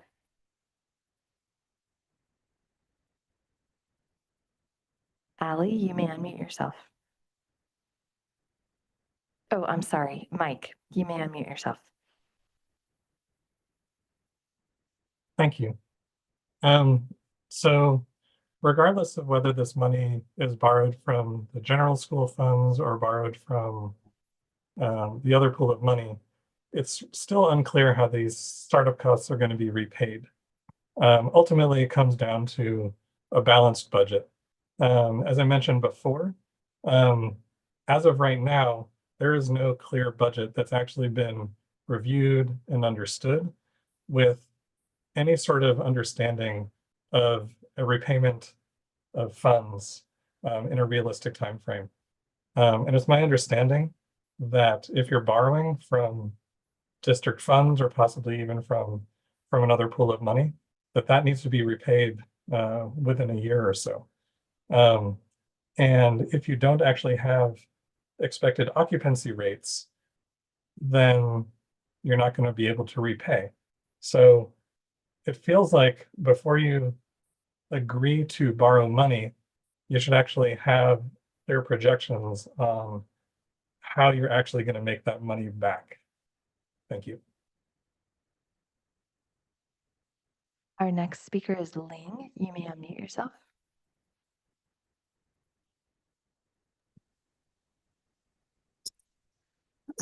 Okay. Hi. I'm really concerned about this borrowing. I don't particularly understand exactly what Fund 40 is, but I do know that I don't know what the definition of short term is. We don't know how much this is going to cost us per month and for how long. And we don't know when it's going to be repaid. So how can we approve this potential borrowing if we don't know what the cost is? I mean, I just heard Dr. Westover say, putting a cap of $500,000 on this. That is huge. $500,000 is almost the amount for each of our sites greening, right? $500,000 is 3 or 4 teachers for a year. So I'll echo what Mike said, which is, there's a lot of assumptions in the budget. We, have questions about, I have questions about what all these definitions are. Startup cost, how much is that supposed to be? What is short term? Like, what is that? 3 months, 6 months, right? And when can we expect to have it be paid back? I think those are fundamental questions that need to be answered before this can be approved. Thank you. I can see that our staff wants to respond. I'm going to ask staff to wait until we reach the end of public comment, and then I'm happy to have more input from staff. Mohan, you may unmute yourself.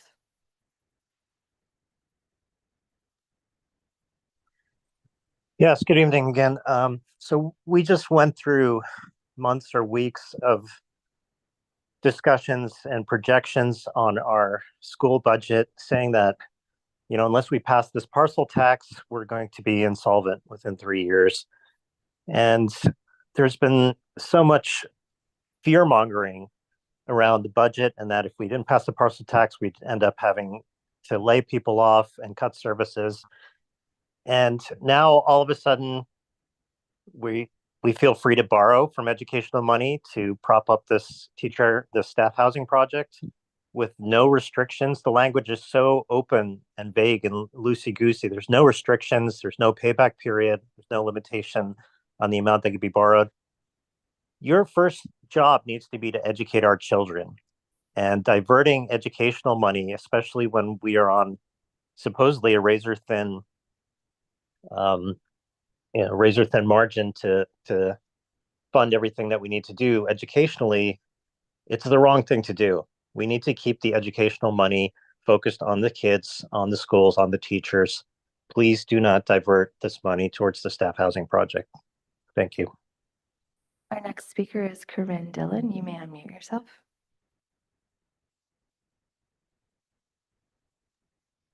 Hi, it's Corinne Dillon. Thank you, Trustee Conley. I agree with what Mohan is saying, that I do applaud Dr. Skelly for coming in and magically canceling millions of dollars of contracts that were important and defensible 2 months ago and now are not. That's great that the community is being listened to, but we've suddenly found $6 million in contracts even tonight, which is how much the parcel tax is supposed to generate. So I hope you can understand how the public, Dr. Westover, is still not feeling it on the slides and the communication and explanations that you're providing that are still very kind of based on sentences on slides and a few sentences in an email. And we're still not seeing the robust financial data that we would like to see to feel good about the decisions that are being made. So I appreciate the progress, but more needs to be done. And this idea of just responding in your capacity as board president, like your standard response with a few sentences to real questions, financial questions the public is asking is not going to fly anymore. So please continue to try to improve that, Dr. Westover. Thank you, Dr. Scully.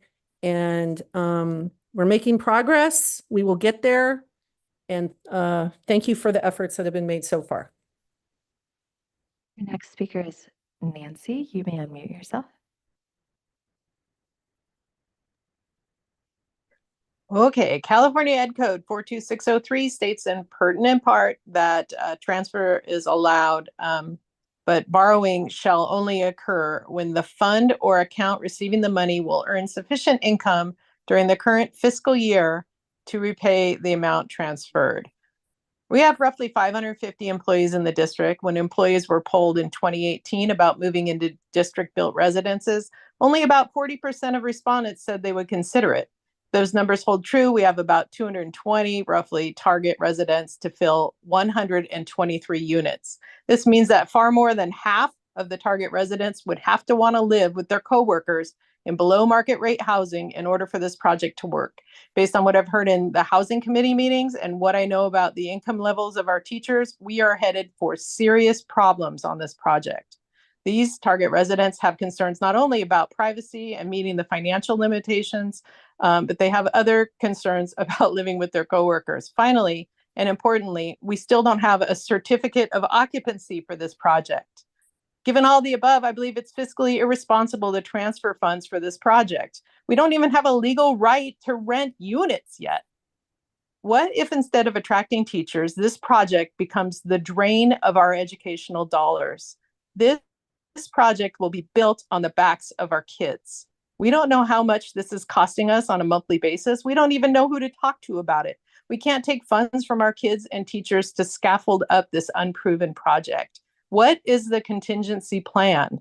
I've asked my board representative who at the district office should I direct these affordable housing questions to, who's in charge? There was no such known party. We are talking about an $88 million investment with nobody to answer the call. Now the district's asking us to authorize the transfer of funds with zero board oversight. We can't do this. Trustees, are there comments? Oh, Dr. Westover, I believe you had more information to provide. Please. There was maybe to walk the board through some of the financials. I do think a study session would be helpful, so everyone is able, or the board is able to ask more questions. We can have Wynn Residential as well as Phil Henderson there, so we can talk through the pieces. When looking at the budget for staff housing, in the spreadsheets that's posted online, also provided to trustees, we're looking at a January date for when we can start to lease up, depending when we get the certificate of occupancy. It's important that we be ready and we lease apartments prior to when we actually take possession of the building. When Residential has stated that we typically have, you try to rent the apartments before they can physically move in, but even so, in the budget that's been created, the top line says operating income, then under that is rental income, and then below that is the vacancy rate. So you can see in months 1 and 2, even though we would have possession of the building and could technically have people move in, they've budgeted that there's zero rental income. So it's conservative in how they've budgeted it. You can look line by line to see that they are not budgeting that we're going to lease up at 100%. In fact, there's even, once we get all the way through the lease up process, they budget in 10% to be vacant, just for natural turnover. So there is a lease up process where you can see that over the months, and they've based this off of the hundreds of properties that they manage, that what they expect to see for lease up and rental income, as well as the cost to run the property itself. The citations from EdCode are correct. Temporary borrowing is within 12 months. So the district would temporarily lend cash and then receive the funds back within the same fiscal year. So in the budget, you can see the startup request and then the payment coming back to the district before the end of the fiscal year. Thank you, Dr. Westover. Trustee Lambert? Comments? Yes, please.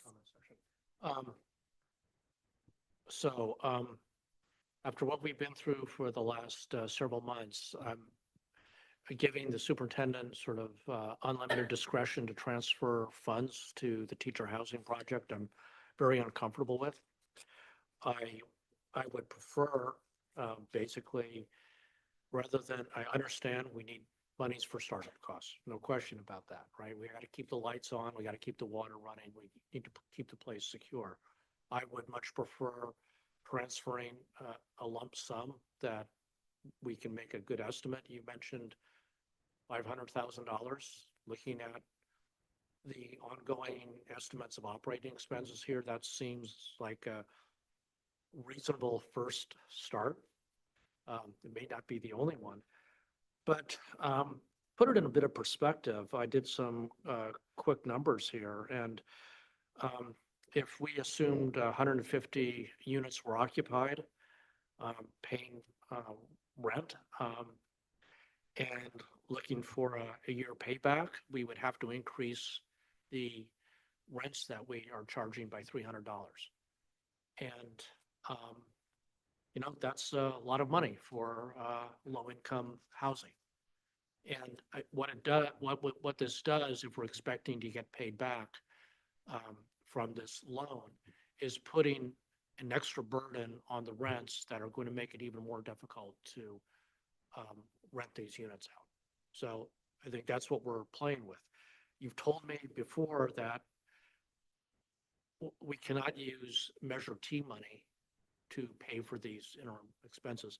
That's really, really unfortunate because that would be the perfect, to me, the perfect idea, the perfect sort of solution, a way to have the money because it's part of the housing, the teacher housing project, but it's, excuse me, being paid off over 30 years, right?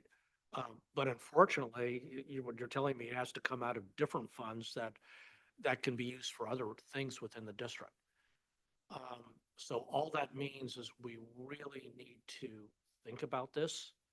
And I guess what I'm coming to the conclusion is, thinking through all this, I would be willing to make a transfer of the minimum amount of funds now that we need to keep whatever we need to keep on, and then revisit it when we need the next tranche in, but not to give unlimited discretion right now to the superintendent to transfer funds.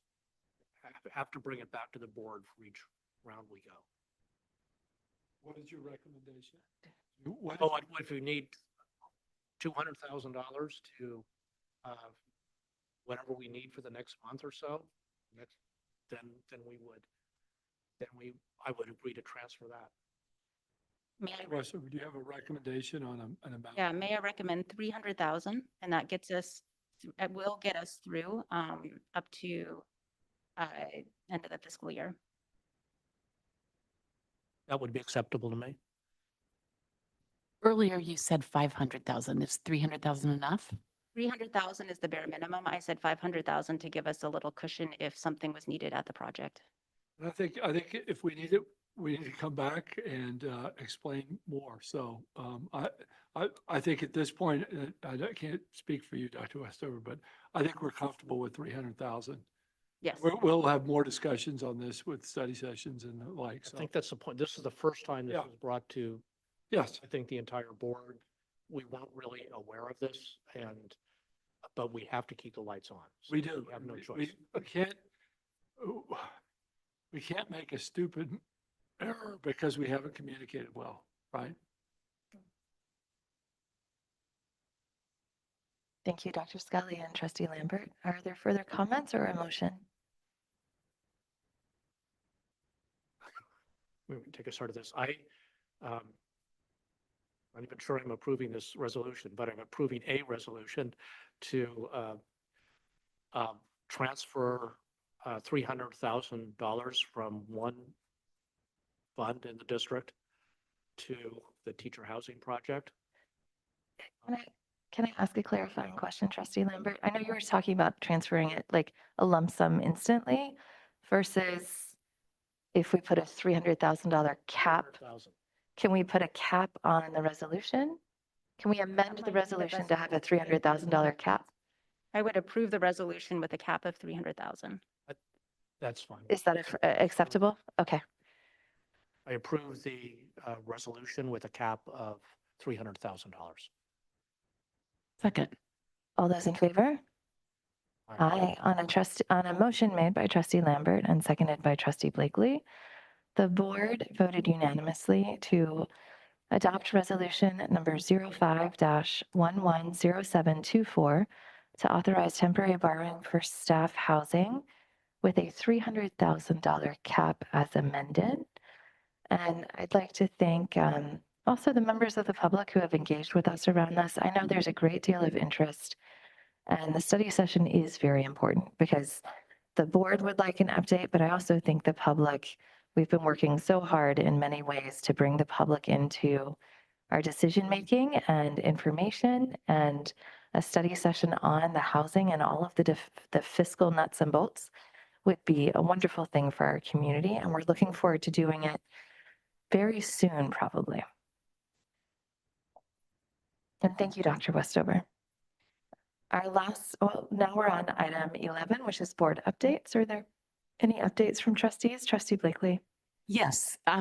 Just further commenting on Measure AA and it was almost 75% approval tonight. I just want to thank all of the members of the community who supported it. And, in so many ways, voting for it, hosting lawn signs, finding people to, talking to neighbors and friends, knocking on doors, passing out literature. I'm sure I'm forgetting a bunch of things, fundraising, donating to the campaign. We're still about $5,000 short for the commitments that we have. And so we're going to be looking, and this isn't my role not as a trustee, but as a, Yeah, I would. okay. Yeah. All right. But anyway, I just want to thank everybody, and I'm really excited. So for the next 8 years, we're going to have $5.4 million more for our students starting in the fiscal year 25, 26. So thank you to everybody who helped with that. And I would like to add my thanks to you, Trustee Blakely, because I know in your civilian role, you were the campaign manager for that campaign, and all of our community owes you a great debt for our students and the work that you've done. So thank you very much. Takes a village. It takes the village. And it's a remarkable testament of support from our community for public schools and public education to pass a parcel tax at over 74%. I don't know that I've ever seen anything like that before. I've been talking to trustees from other districts throughout the county who are wildly jealous. But it shows that our broader community has faith in our school district and wants to support our children. We will now move on to item 12, our future board meeting dates. November 21st, we'll have the first interim report for the 2024-25 fiscal year. December 19th, our organizational meeting. January 16th, our iReady Diagnostic 2. And January 30th, the Castro Reimagining Plan. I will point out that on November 21st, we will celebrate the retirement of Trustees Berman and Blakely, who will be dearly missed.